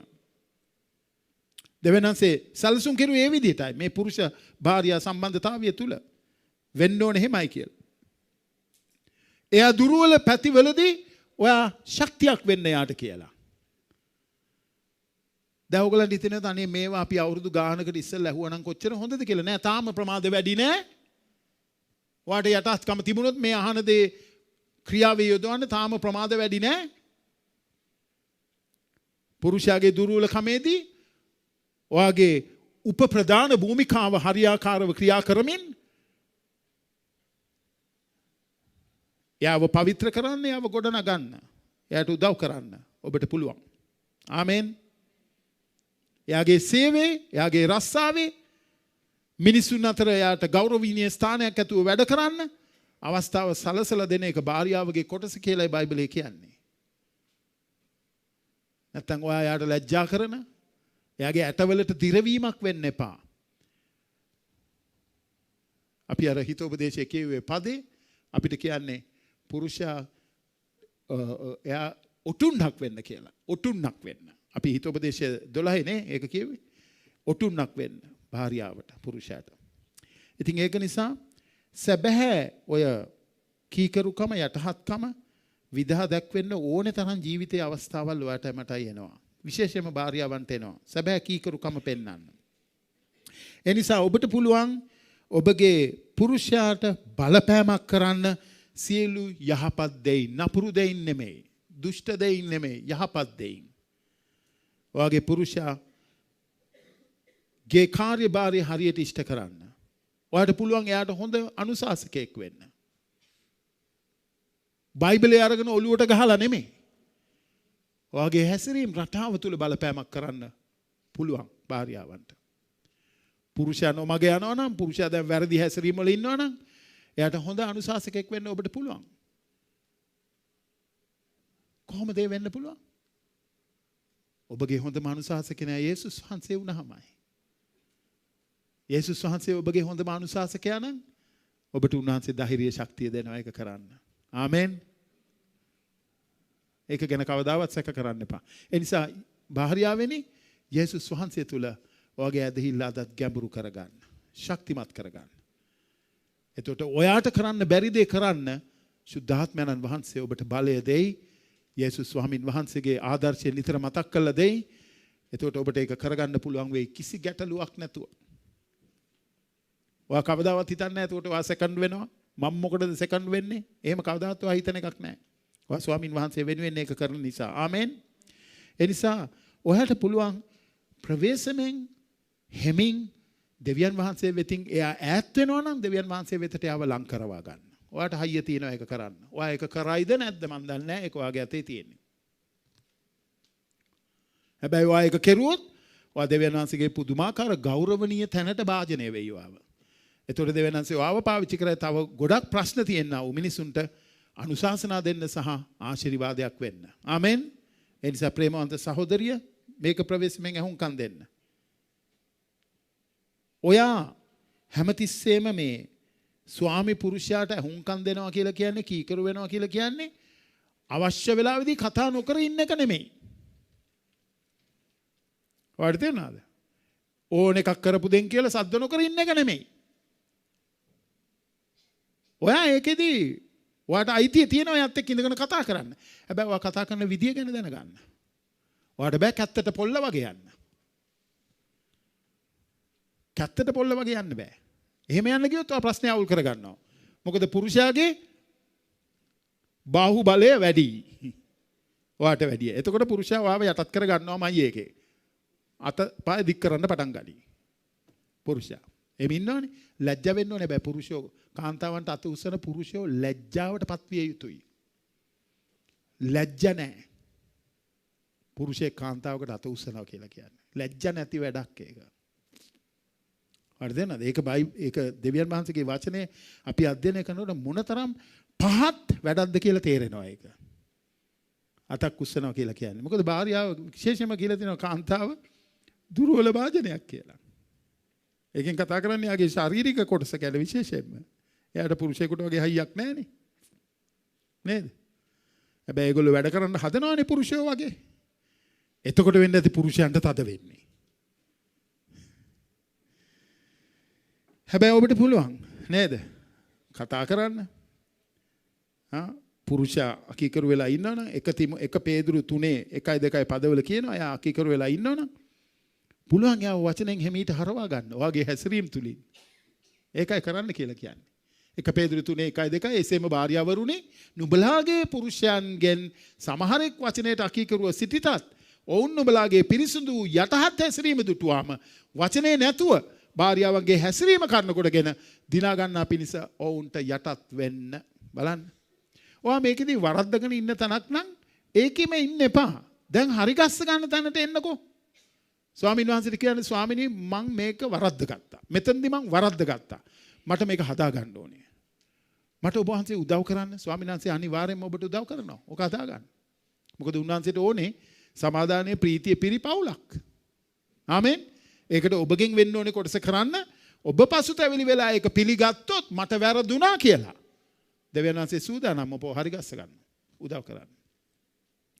ඉතින් ඒක නිසා අපි නිතරම බය වෙන්න එපා. නිතරම එයාගේ තිබෙන දඩබ්බරකම් ගැන, මුරණ්ඩුකම් ගැන හරිද නේද? නහයට අහන්න නැතුව වැඩ කරන දේවල් ගැන එයාට යාඥා කරන්න. ඔයා ගැන යාඥා කරගන්න. ඔයාගේ යටහත් පහත් හැසිරීමෙන් බලපෑමක් කරන්න එයාට. ඒක තමයි භාර්යාවගේ උප ප්‍රධාන භූමිකාව තුල එයා කරන්න තියෙන්නේ. ඒකට තදින් ඔබ බැඳී ඉන්නකොට ඔබට මේක කරන එක අමාරු නෑ. මොකද දෙවියන් වහන්සේ ඔබගේ ආරක්ෂකයා සහ ඔබගේ හයිය වෙන්න යනවා එතනදී. ආමෙන්. ඉතින් ඒක නිසා මේක ඔබ අල්ලගන්න. ඔයාව දෙවියන් වහන්සේ කැඳවලා තියෙන එයාට යහපත කරන්න. සහකාරිණී ලෙස එයාට යහපත කරන්න. ඒක කොහොමද කරන්න කියලා කරුණා කරලා දැනගන්න. ආමෙන්. ඉතින් ඕගලන්ට තියෙන ගොඩක් හෝම්වර්ක් කරන්න. මේවා තේරුම් ගන්න. සමහරක් වෙලාවට වරද්දගෙන තියෙන්නේ ඔයාගේම වරද හින්දායි. පුරුෂයා දැන් අයාලේ ගිහිල්ලා. හරිද නේද? පුරුෂයා දැන් මුරණ්ඩු වෙලා. පුරුෂයා දැන් වැඩ කරන්නේ මුර්ගෙක් වගේ. ඒකෙන් අදහස් වෙන්නේ නැහැ පුරුෂයා දෙවියන් වහන්සේ ඉදිරියේ නිදහස් කියලා. දෙවියන් වහන්සේත් එක්ක ගනුදෙනු කරගනි. එයාගේ තියෙන හිතුවක්කාරකම් වලට මුර්ග වැඩවලට. හැබැයි දෙවියන් වහන්සේ කොහොමද ඔයාට උත්තර දෙන්න යන්නේ? ඔයා උන්වහන්සේ වගේ බලාපොරොත්තුව කරගෙන උන්වහන්සේ වෙනුවෙන් ඔයාගේ භූමිකාව කරන්න ඔයා පියවර ගැනීම තුලයි දෙවිඳුන්ගේ ඒ සමාදානය සහ ශක්තිය ඔයා ලබා ගන්න යන්නේ. ආමෙන්. නැත්තම් ඉතින් ඔයා හැමදාම විඳ ඉඳි. විඳෝනවා. මම දන්නවා භාර්යාවෝ ගොඩක් විඳවනවාද? ඔයා කියන්න එපා හැමදේම පුරුෂයාගේ වැරද්දයි කියලා. එකාතකින් අප්පුඩි ගහන්න බෑ. හරි කැමති ඉස්සල්ලා එක්කෙනා කිව්වම කාරණේ අපි හිතනවා ඒ හරි නරකයිනේ එහෙනම් එහෙම කරපු එක නරකයිනේ කියලා. අනිත් එක්කෙනා කතා කරපුවම බලනකොට වෙනම කතන්දරයක්. අනිත් එක්කෙනාට කතා කරපුවම අනුශාසනාවලදී එයා කියන්නේ වෙනම කතන්දරයක් බලනකොට. ඒ නිසා මේ දෙවියන් වහන්සේ තුල අපි පුද්ගලිකව මගේ ජීවිතේ මම හදා ගැනීම මගේ වගකීමයි. මම පුරුෂයෙක් හැටියට නම් ඔයා භාර්යාවක් හැටියට නම් ඔයාගේ කොටස ඔයා කරගන්න ස්වාමින් වහන්සේට මෙන් කීකරු කමින් යටත් කමින් ඔයාගේ භූමිකාව කරගෙන යන්න පියවර ගන්න එක ඔයාගේ වගකීමයි. ආමෙන්. ඔව්. ඒකට ඔයා යටත් වෙන්න. ඒතකොට දෙවියන්වහන්සේගේ ආශිර්වාදය ඔබට ලැබෙයි. හතරවෙනි කාරණාව. බලන්න හතරවෙනි කාරණාව. ද පස්වෙනි කාරණාව නේ. ඔබගේ නිවසේ වගකීම් ඔබ වගකීම් වටා ඔබගේ ජීවිතය සංවිධානය කරගන්න. ඒ කොහොමද කරන්න කියලා කියන්නේ? තීතස් 2:3 ඉඳලා 5ට හිතෝපදේශය 31:16 ඉඳලා 9ට 24 සහ 27 වෙනි පද පැහැදිලිවම කියනවා ඔබගේ නිවසේ වගකීම් වටා ඔබගේ භූමිකා ඔබගේ ජීවිතය සංවිධානය කරගන්න කියලා. ඒ මොකක්ද ඒ කියන්නේ? ඔබගේ නිවසේ ඔබගේ පුරුෂයා ඉස්සල්ලාම එන්නේ භාර්යාවෙනි. ඊට පස්සේ තමයි ළමයි එන්නේ. පුරුෂයා ඉස්සල්ලා. ඊට පස්සේ ළමයි. ආමෙන්. ඒ දෙන්නටම ඉස්සෙල්ලා දෙවියන් වහන්සේ. එහෙම නෙන්න ඕනේ. දෙවියන් වහන්සේ කාන්තාවගේ පළවෙනි ප්‍රමුඛතාවය, දෙවනුව පුරුෂයා, තුන්වෙනුව ළමයි. ඊට පස්සේ ගෙදර. එනිසා දැන් මේව වරද්ද ගත්තාම තමයි මේ ඔක්කොම පවුල් අවුල් කරගන්නා වූ වැඩවලට ඒගොල්ලෝ යොමු වෙන්නේ. ඉතින් ඒක නිසා මේකේ කියනවා ඔයා සංවිධානය කරගන්න නිවසේ වගකීම් වටා ඔයාගේ ජීවිතය. ඒක ඔයා කරන්න ඕනේ භාර්යාව හැටියට. ඔයා සංවිධානය කරගන්න ඕනේ ඔයාගේ වගකීම් නිවසේ වගකීම් පුරුෂයා ළමයි වටා. ආමෙන්. ඉතින් ඒක හරි වැදගත්. මොකද ඔය 27 වෙනි පදේ අපිට කියනවා නේ හිතෝපදේශය 31:27 වෙනි පදේ. ඒකේ අපිට කියනවා ඈ අලසකමේ කෑම නොකා ඇගේ පවුලේ කාරණා බලාගනී කියලා. මේ කාන්තාව උදේ පාන්දර නැගිටින එක්කෙනෙක්. උදේ පාන්දර නැගිටලා එයාගේ වගකීම් කටයුතු ඔක්කොම ඉෂ්ට කරන එක්කෙනෙක් මේ කාන්තාව. මේ ගුණවන්ත ස්ත්‍රිය හිතෝපදේශය 31 කියන. එයා පාන්දර නැගිටලා එයාගේ වැඩ කටයුතු වල යෙදිලා ඔක්කොම දේවල් සකස් කරලා පිළියෙල කරලා පුරුෂයාව යවනවා රස්සාවට, ළමයින්ව යවනවා පාසලට. එයා එනවා ඊට පස්සේ බයිබල් පාසලට. මම එහෙම තමයි උගන්වලා තියෙන්නේ මේ කාන්තාවට. දැන් මේ කාන්තාව ගොඩක් එනවා උදේ ඒ අධ්‍යයනය කරන්න. ඔබ එන්නේ නැත්නම් ඔබ ඒව කරලා එන්න උදේට. තව ඉගෙන ගන්න ඔයාගේ ස්වාමියාට කීකරු වෙන්න. ඔයාගේ ස්වාමියා, ඔයාගේ එන්දේර යේසුස් වහන්සේ. ආමෙන්. මම ඒගොල්ලන්ට කියලා තියෙනවා ඔයගොල්ලන්ගේ ගෙදර වැඩ කටයුතු ඔක්කොම කරන්න. කරලා එන්න. ඇවිල්ලා පැය දෙකක් තියෙනවා ඉගෙන ගන්න. ඉගෙනගෙන යන්න එන්න. යන ගමන් ළමයාව පාසලෙන් අරගෙන යන්න. මොන්ටිසෝරියෙන් අරගෙන යන්න. ළමයාව අරගෙන යන්න. වැඩ කරන්න නැතුව එන්න එපා. මිනිස්සු වෙයි මෙහාට පොළු අරගෙන මාව හම්බ වෙන්න. දැන් අර එක පුරුෂයෙක් ඇවිල්ලා මට කියනවා පාස්ටර් මේ ගෑණි උදේට ගියාම පාන්දරට යනවා 4:00 විතර එන්නේ. මං ඉන්නවද මැරිලාද කියලා බලන්නේ නැහැ. මට කෑම ටික නැහැ. ළමයින්ට කෑම ගෙදර නැහැ. මං කෝල් කරලා අහපුවම බහැදකීමක් ගියා. ගියාලු. මං කෝල් කරලා අහපුවම මේ කාටද අනුශාසනා දෙන්න ගියාලු. බලන්න පාස්ටර් මේ මට කියනවා එක පුරුෂයෙක් ඇවිල්ලා දැන් දවස් 3කට ඉස්සෙල්ලා. බලන්න පාස්ටර් මං ගිහිල්ලා ඇහුවා ඒ සභාවෙන් මොකද්ද මේ කරන්නේ කියලා. ඉතින් ඒ සභාවෙන් කෝල්ලු නෑ අපි ආව ඇරියේ නෑ කියලා. මෙයා කියනවලු අපි මාව ඇරියා කියලා. උදේ පාන්දර ගියාම 4:00 වෙනකන් එයා ගෙදර යන්නේ නැහැලු. ඉතින් ගෙදර ඔක්කොම කෑම නැහැලු. මේ මිනිස්සයාට ඉතින් කේන්ති යන එක අහන්න ඕනේද? අර මම දන්න එක මිනිස්සෙක් හිටියා මෙහෙ වැඩේම දෙවියන් වහන්සේට සේවය කරනවා කී දුවනවා. හොඳේ. ඉතින් මං කිව්වා ගෙදර කෑම උයලා දාවේ. නෑ පාස්ටර් උන් මොනවා හරි කයි මට කියනවා. මං කෝ වහාම යන්න. මෙහෙ වාට සේවය නෑ. මෙහෙ සේවය මගෙත් එක්ක වාට නෑ. වා ගෙදර ගිහලා වැඩ ටික කරලා එන්න. එක දවසක් මට ඇවිල්ලා කියනවා පාස්ටර් මාර වැඩේ උනේ. කොල්ල දෙන්න අල්ලගෙන ගැව්වනේ මට පොල්ලකින්. කොල්ල දෙන්න නොඇදිලිවන්තයෝ. දැන් මේ ස්ත්‍රිය හරි ජුවලිතෙන් වැඩ කළා ධර්මදූත මෙහෙවරේ ගිහිල්ලා. ධර්මදූත මෙහෙවරේ ගිහිල්ලා 3ට විතර ගෙදර යනකොට කොල්ල දෙන්න රැකගෙන ඉඳලා බඩගින්නේ. ආව දැන් කොහොද කියලා. උන් දෙන්න දෙවියන් වහන්සේ වඳුරන්නේ නැහැ. කෝටුවක් අරගෙන එලෝ අම්මට ගහලා කෝටුවෙන්. මට ඇවිල්ලා කියනවා හරි වැඩේනේ පාස්ටර් බලන්නකෝ මට ගියා. මං කෝ හොඳ වැඩේ. හොඳ වැඩේ. ආව මගෙන් අනුකම්පාව ලබා ගන්න. මං කෝ හොඳ වැඩේ. ඔයාට මම කියලා තියෙනවා ගෙදර උයලා ගෙදර වැඩ කටයුතු කරලා වගකීම් ඉෂ්ට කරලා එන්න එනවා නම් මේ වලට නැත්තම් එන්න එපා කියලා. ඔයා ඒව දාලා ආපුවම හොඳ වැඩේ ඔයාට වෙච්ච වැඩේ කියලා. දැන් මෙහෙ නෑ සහෝදරිය මෙහෙ නෑ සභාවේ නෑ. එයා දන්නවා මගෙත් එක්ක අමාරුයි එකට කියලා. මාව නම්ම ගන්න බෑ යාට ඕන විදියට දේවල් කරගන්න. මම හොඳ වැඩේ කිව්වනේ. හොඳ වැඩේ කියන්නේ නැතුව ඒක නරක වැඩක් නේ ළමයි කෙරුවේ කියලා කියන්නේ මං. ළමයි නරක වැඩක් තමයි. ඉතින් අම්මට එහෙම අත උස්සපේක. ඒක කරන්න ළමයින්ට බෑ.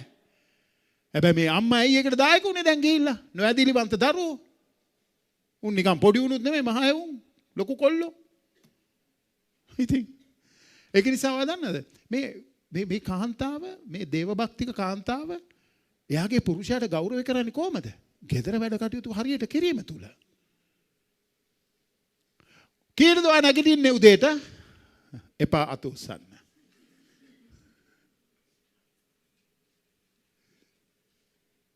සමහරු නැගිටින්නේ නැහැ උදේට. උදේට නැගිටලා වැඩ කටයුතු කරන්න පුරුදු වෙලා නැහැ. ඉතින් ගෙදරවල වල ප්‍රශ්න. ඉතින් හරි වැඩේ. මේකේ බලන්න ඈ කෙතක් ගැන කල්පනා කොට ඒක මිලයට ගන්නීය. ඇගේ අත්වල ලාභෙන්නේ නැහැ මිදිවත්තක් වවන්නීය. ඈ සවිලෙස ඉඟටිය බැඳගෙන ඇගේ අත් සවි කරගන්නීය. තම වෙළඳාමෙන් හොඳ ලාභ ලැබෙන බව ඇයට දැනේ. රාත්‍රියේ ඇගේ පහන නොනිවේ. ඈ ඉද්දට ඇගේ අත්පොවා ඇගේ හස්තවලින් වහුන්න අල්ලයි. එයා ගොතනෙක් කෙනෙක්. ඈ සිහින් රෙදි සාදා විකුණයි වෙළෙන්දාට බඬපතිත් දෙන්නීය. බලන්නකෝ මේ පුදුමාකාර ස්ත්‍රියක් නෙමේ ස්ත්‍රිය. පුදුමවට මහන්සි වෙලා වැඩ කරන ස්ත්‍රියක් නෙමේ යාගේ ගෙදර. දැන් ඔබ කොහෙද ඉන්නේ මේකත් එක්ක බලනකොට? පුළුවන් ද ඔබට අඳුනා ගන්න මේකත් එක්ක? කරුණාකරලා මේවා මතකේ තියාගන්න. මේ බයිබලයේ අපිට මතක් කරලා දෙන කාරණාවල්. ඒ නිසා ඔයාගේ නිවස කේන්ද්‍ර කරගෙන නිවස වටා ඔයාගේ ජීවිතේ සංවිධානය කරගන්න. පුරුෂයා ළමයි වටා. ඔයාලට තේරුණාද?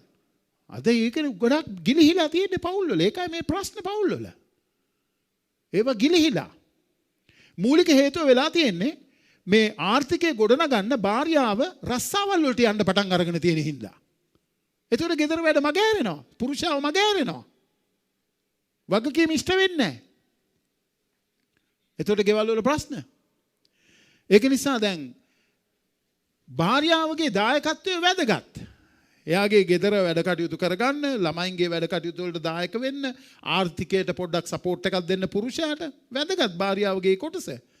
හැබැයි අනිත් ඒවා පාවල දීලා, අනිත් ඒවා ඔහේ දුක් විඳින්න ඇරලා මේක කරන එකේ කිසි තේරුමක් නැහැ නේ සහෝදරිය. මොකක්ද ඒකේ තියෙන තේරුම එතකොට? ඒක නිසා මේකේ ස්වාමීන් වහන්සේ අපිට මතක් කරලා දෙන්නේ ඒකයි. භාර්යාවට පුළුවන් දායක වෙන්න, ආර්ථිකය ගොඩනගා ගන්න පවුලේ. හැබැයි යාගේ භූමිකාවේ වැඩ කටයුතු මගහැරලා හැම නෙමෙයි. ඒව කරන ගමන් ඔයාට පුළුවන් ස්වයං රැකියාවක් කරන්න පුළුවන් නේ? ස්වයං රැකියාවක් කරන්න පුළුවන් ගෙදර ඉඳගෙන. ඔය මහානාය ඉන්නේ ඕනේ තරම්. මහානාය ඉන්නවා. තව එක විදිහේ දේවල් ගෙදර ඉඳගෙන කරලා දායක වෙන අය ඔය තරම් ඉන්නේ. මම දන්නවා එහෙම අය ඉන්නවා. අපේ සභාවෙත් ඉන්නවා. අපේ සභාවේ ඉන්නවා රස්සාවල් කරන අයත්.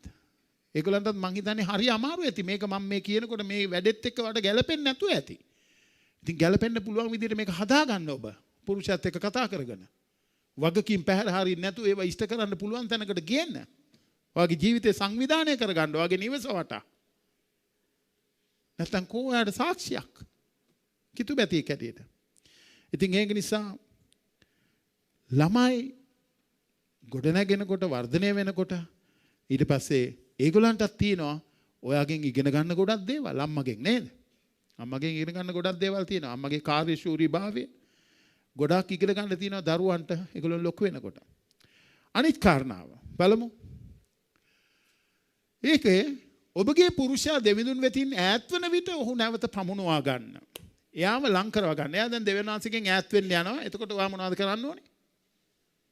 එයාව ලං කර ගන්න ඕනේ. මොකද එයා ඔයාගේ ජීවිතේ කොටස දැන් ඔයාගේ ජීවිතය එයා තුල තියෙන්නේ දැන්.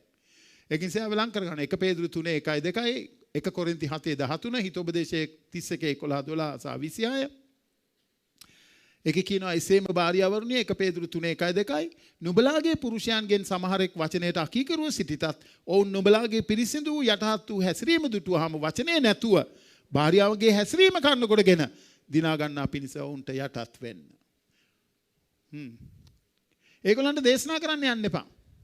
වැඩක් නැහැ. ඔයගේ යටහත් පාත් හැසිරීම තුලින් ඒගොල්ලන්ව දිනා ගන්න කියලා ඔය කියන්නේ. දේශනා කරන්න යන්න එපා ඒගොල්ලන්ට.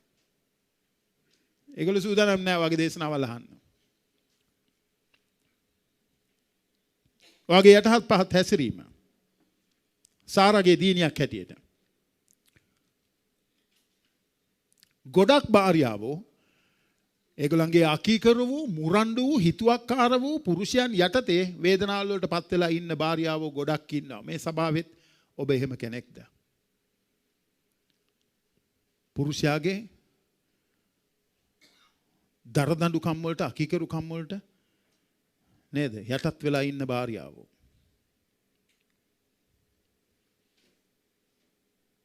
ඔබත් ක්‍රියා කරන්න ඕනේ ඒ විදිහටමද? එකට එක භාර්යාව හැටියට නෑ. ඔබ එකට එක ක්‍රියා කරන්න ගියොත් ඔබට අවාසි. ඔබට පාඩුයි. එතකොට යේසුස් වහන්සේ ස්වාමීන් වහන්සේ ඔබගේ ආරක්ෂක කරගත්තොත් ඔබ වෙනුවෙන් ඉදිරිපත් වෙන්නා කරගත්තොත් ඔබ ඉන්නේ ජයග්‍රාහීක තැනකයි. යේසුස් වහන්සේ සූදානම් ඔබට එහෙම ආවරණය දෙන්න රැකවරණය දෙන්න ඔබ වෙනුවෙන් පෙනී සිටින්න. ඒකයි ඔබගේ සම්බන්ධතාවය උන්වහන්සේත් එක්ක ගොඩක් ගැඹුරු කරගන්න කියලා හැමදාම කියන්නේ. ආමෙන්. පුරුෂයන්ට වගේම භාර්යාවන්ට. ඒක නිසා ක්‍රිස්තුස් වහන්සේ මොන විදිහටද උන්වහන්සේට බලපෑම් කරනකොට දරදඬුව මිනිසු ක්‍රියා කරනකොට උන්වහන්සේ මොන විදිහටද ක්‍රියා කෙරුවේ? 1 පේදුරු බලන්න දෙවනි පරිච්ඡේදයට. 1 පේදුරු දෙවනි පරිච්ඡේදයේ 21 ඉඳලා 25ට. ඒ පද මේකේ දාලා නැතුව ඇති ඔබ ලියාගන්න ඒක. 1 පේදුරු දෙවනි පරිච්ඡේදයේ 21 වෙනි පදේ ඉඳලා 25 වෙනි පදේ වෙනකන් ඒ පද තුල ඊ타ත්ම අනර්ග ආදර්ශයක් තියෙනවා යේසුස් වහන්සේගේ. යේසුස් වහන්සේ කියනවා උන්වහන්සේට තර්ජනය කරනකොට උන්වහන්සේ තර්ජනය කෙරුවේ නැහැ කියලා. උන්වහන්සේට නිඳා කරනකොට උන්වහන්සේ නිඳා කෙරුවේ නැහැ කියලා. උන්වහන්සේ ඒවා ඔක්කොම ඉවසා දරාගෙන සාධාරණ ලෙස විසඳන දෙවිඳුන්ට ඒවා බාර දුන්නා කියලා. අන්න ක්‍රමය. දැක්කද? ස්වාමින් වහන්සේ විනිශ්චයකාරයා. ඔයාට අසාධාරණ වෙනකොට අයුක්තිය වෙනකොට දරදඬු හස්තයකින් ඔයාව පාලනය කරනකොට පුරුෂයා ඔයා ඒක දරාගෙන ඔයා ඒක ස්වාමින් වහන්සේට බාර දුන්නොත් ස්වාමින් වහන්සේ පුදුම දෙයක් කරයි ඒ ජීවිතය තුළ. ඒක නිසා අපිට 1 පේදුරු 3 1 පේදුරු 2 21 ඉඳලා 25ට ඒ පද ටික ඔයා කරුණා කළා ලියා ගන්න එක ගිහිල්ලා කියවන්න. හුඟක් භාර්යාවෝ කං කරච්චලේ බෑ. එහෙට යනකොට ඇවිල්ලා කියවනවා, මෙහෙට යනකොට ඇවිල්ලා කියවනවා, කුස්සියට යනකොට එහෙට එනවා, කාමරේට යනකොට එහෙට යනවා, වොෂ්රූම් එකට යන්න බෑ ඒකට එනවා, දොර ගාව ඉඳගෙන කියවනවා. ඔයත් ඒ වගේ කෙනෙක්ද? යන්නේ පස්සෙන් ගිහිල්ලා කියවන? හා?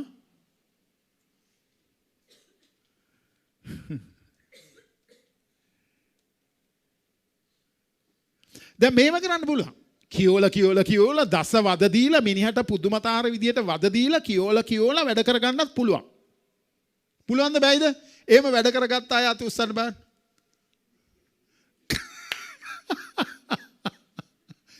එහෙම පුළුවන්. හැබැයි ඒක తాවකාලිකයි. ඒක කරන්නේ අර මනුස්සයා ඔය කරච්චලෙන් බේරෙන්න. හදවතින් නෙමෙයි. ඒක తాවකාලිකයි. ඒ නිසා ඔයා කරන්න ඕනේ මේ ඔය පස්සෙන් ගිහිල්ලා කියවලා වද දෙන එකද ඔයාගේ පුරුෂයාවයි ඔයාවයි දෙන්නවම ස්වාමින් වහන්සේට බාර දීලා මේකට පිළිතුරක් බලාපොරොත්තුෙන් ඉන්න එකද? ඔයාගේ අතේ තීරණය තියෙන්නේ.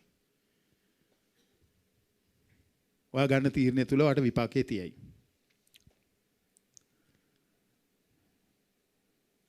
බයිබලයේ අපිට කියන්නේ ඒ වෙනුවට ප්‍රවේශමෙන් 1 පේදුරු 3 වෙනි පරිච්ඡේදයේ 2 ඉඳලා 5ට කියවමු අපි. 1 පේදුරු 3 2 ඉඳලා 5ට මේක නෑ. ඔව් මේක නෑ. ලියා ගන්නකෝ ඒක. ඔයගොල්ලෝ ගෙදර ගිහලා කියවන්නකෝ. 1 පේදුරු 3 2 ඉඳලා 5ට. ඒකේ කියනවා ඔයාගේ ඉසකේ ගැතීමෙන් නෙමෙයි. ඔයාගේ ආභරණ පැලඳ ගැනීමෙන් නෙමෙයි. රෙදිපිලි ඇඳ ගැනීම තුලින් නෙමෙයි. ඔයාගේ යටහත්කම ඇතුල් බලන්න දෙවනි පදයේ ඉඳලා මේ තියෙන්නේ. නුඹලාගේ අලංකාර වීම හිසකේ ගැතීමද ස්වර්ණාභරණ පැළඳීමද නොහොත් වස්ත්‍ර හැඳීමද යන පිටත අලංකාරය නොව දෙවියන් වහන්සේ ඉදිරියේ ඊතානාර්ගව තිබෙන මුරුදු වූ නිශ්චල වූ ගතියක් නැමැති දි รา නොයන සරසීමෙන් යුක්ත වූ සිතේ ඇතුල් මිනිසයා වේවා. දැක්කද? මක්නිසාද පුරාණ කාලයේ දෙවියන් වහන්සේ කෙරේ බලාපොරොත්තු වුණු සුද්ධ වූ ස්ත්‍රීවරුන් තමුන්ගේ පුරුෂයන්ට යටත්ව මෙලෙස අලංකාර වුණෝය. කොහොමද ඔය ලස්සන වෙන්න කියලා කියන්නේ? දැන් භාර්යාවක් හොඳට මේකප් එකක් දාන එක වැරදීද? ආභරණයක් පළඳින එක වැරදීද? හොඳ ඇඳුමක් අඳින එක වැරදීද? නෑ ඒක නෙමෙයි ඔය කියන්නේ.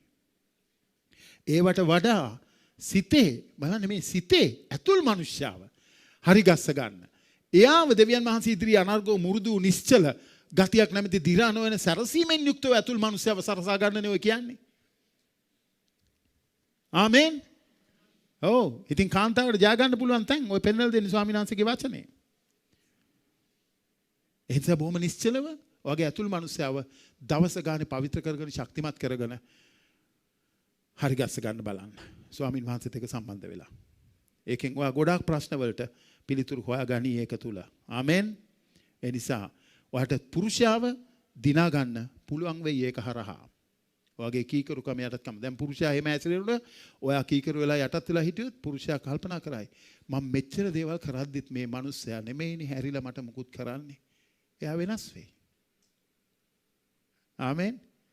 ඒක දරා ගන්න ඔයාට දෙවිඳුන් ශක්තිය දෙයි. ඔයා කරන දේ හරි හින්දා ස්වාමින් වහන්සේ ඔබගේ රැකවරණයයි. උන්වහන්සේ ඔබව ධෛර්යවත් කරයි. අතුලාන්තය ශක්තිමත් කරයි.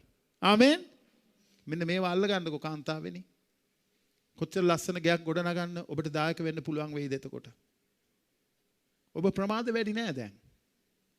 වචනය ඉදිරියේ වෙවුලන්න. එතකොට දෙවියන්වහන්සේගේ බැල්ම ඔබ කෙරෙහි තියෙනවා. ආමෙන්. ඔව්. ඒක නිසා ස්වාමින් වහන්සේ මේ භාර්යාවන්ට කියනවා. ගොඩක් භාර්යාවෝ මේකේ අසමත් වෙලා තියෙනවා.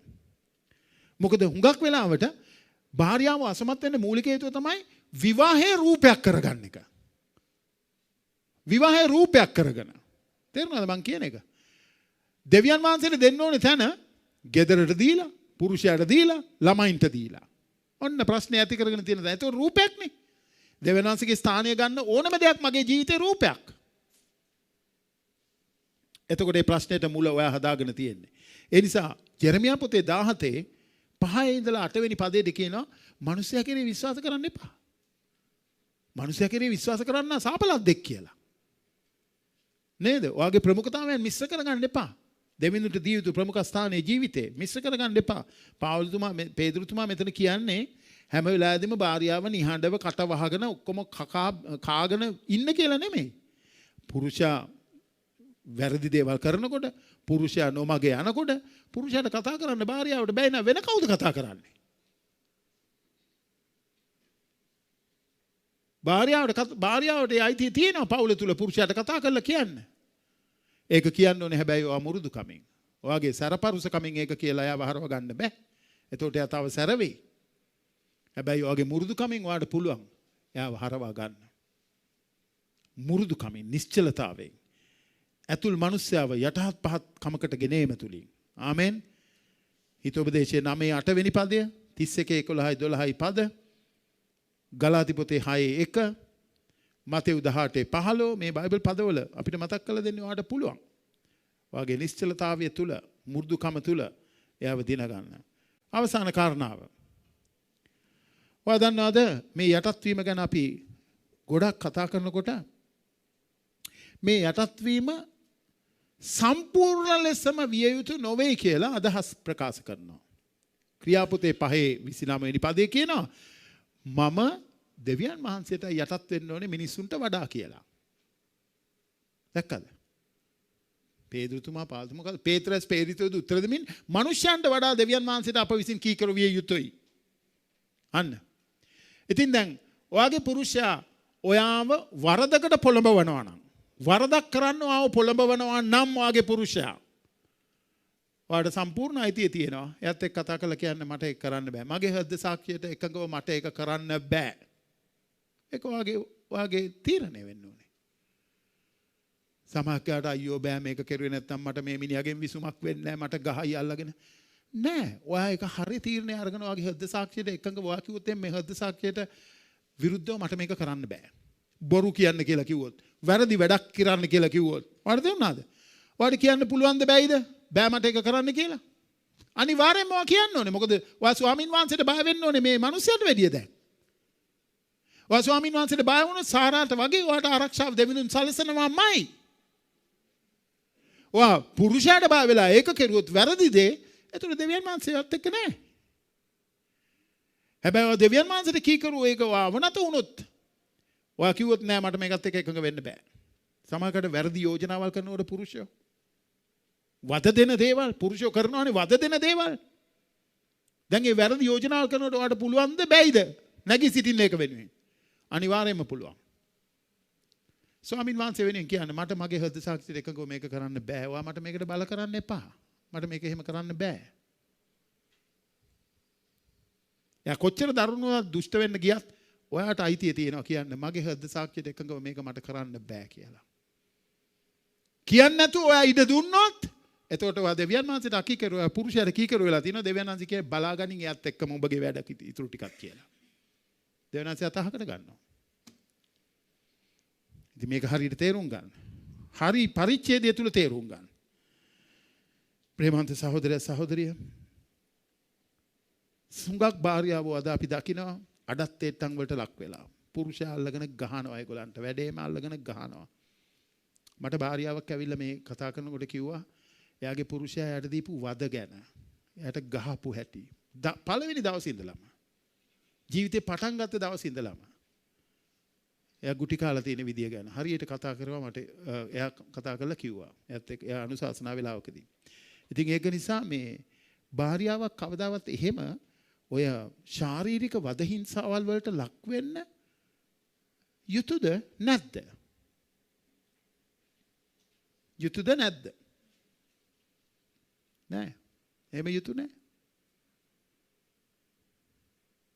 ඕන එකක් වෙනකන් එහෙම නිකන් ඉන්න ඔයාලට බෑ. ඔයා නැගිටලා ඔයාගේ අවශ්‍යතාවය ගැන යාට කතා කරන්න ඕනේ.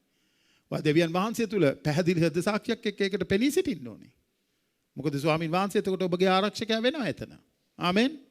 හුඟක් වෙලාවට අපි දකිනවා ඔයගේ ඇබියුස් හරියට පුරුෂයෝ ඒගොල්ලන්ගේ බාහුව බලය පාවිච්චි කරනවා. ඒ දුර්වල භාජන වලට වද දෙන්න. දාලා යනවා. අනාචාරකම් කරනවා. අනියම් සම්බන්ධතා පටන් ගන්නවා. මේවා ඔක්කොම වෙනකොට ඔයාට නිහඬව ඉන්න පුළුවන්ද? කතා කරන්නේ නැතුව? එතකොට ඔයාගේ කොටස ඔයා කරන්නේ නැහැ නේ. ඔයාගේ පවුලේ උප ප්‍රධාන කාරණාව ඔයාගේ ජීවිතේ ඔයා ඉෂ්ට කරන්නේ නැහැ නේ පවුල තුල. එයාට කියන්න පුළුවන් වෙන්න එපයි. ඇයි ඔයා මෙහෙම කරන්නේ? මේකට මම එකඟ නැහැ. සුද්ධෝලිය විල්ලෙත් අපි දකින්නකොට පළවෙනි කොරින්ති 7:15 වෙනි පදය බලන්න. ඒකේ අපිට කියනවා 1 කොරින්ති 7:15 නමුත් දැන් ඔහු ශුද්ධය. නමුත් නොඇදිලිකාර පක්ෂයේ අහක්ව යෑමනම් යේවා. මෙබඳු කාරණවලදී සහෝදරයෝ හෝ සහෝදරිය බැඳී නැත. නමුත් දෙවියන් වහන්සේ විසින් අප කැඳවා තිබෙන්නේ සමාදානයේහි පැවතීමටයි කියලා. දැන් ඒකෙදි කියන්නේ බලන්න මතෙව් 19:9 කියනවා තවද මම නුඹලාට කිව්වේ වේශ්‍යාකම නිසා මිස තමාගේ භාර්යාව අතහැර වෙන ස්ත්‍රියක සරණ පාවා ගන්න කවරෙක් නමුත් කාම මිත්‍යාචාරය කරන්නේ අත්හන් ලද ස්ත්‍රිය සරණ පාවා ගන්නාද කාම මිත්‍යාචාරය කරන්නේ උන්ට කීසේක.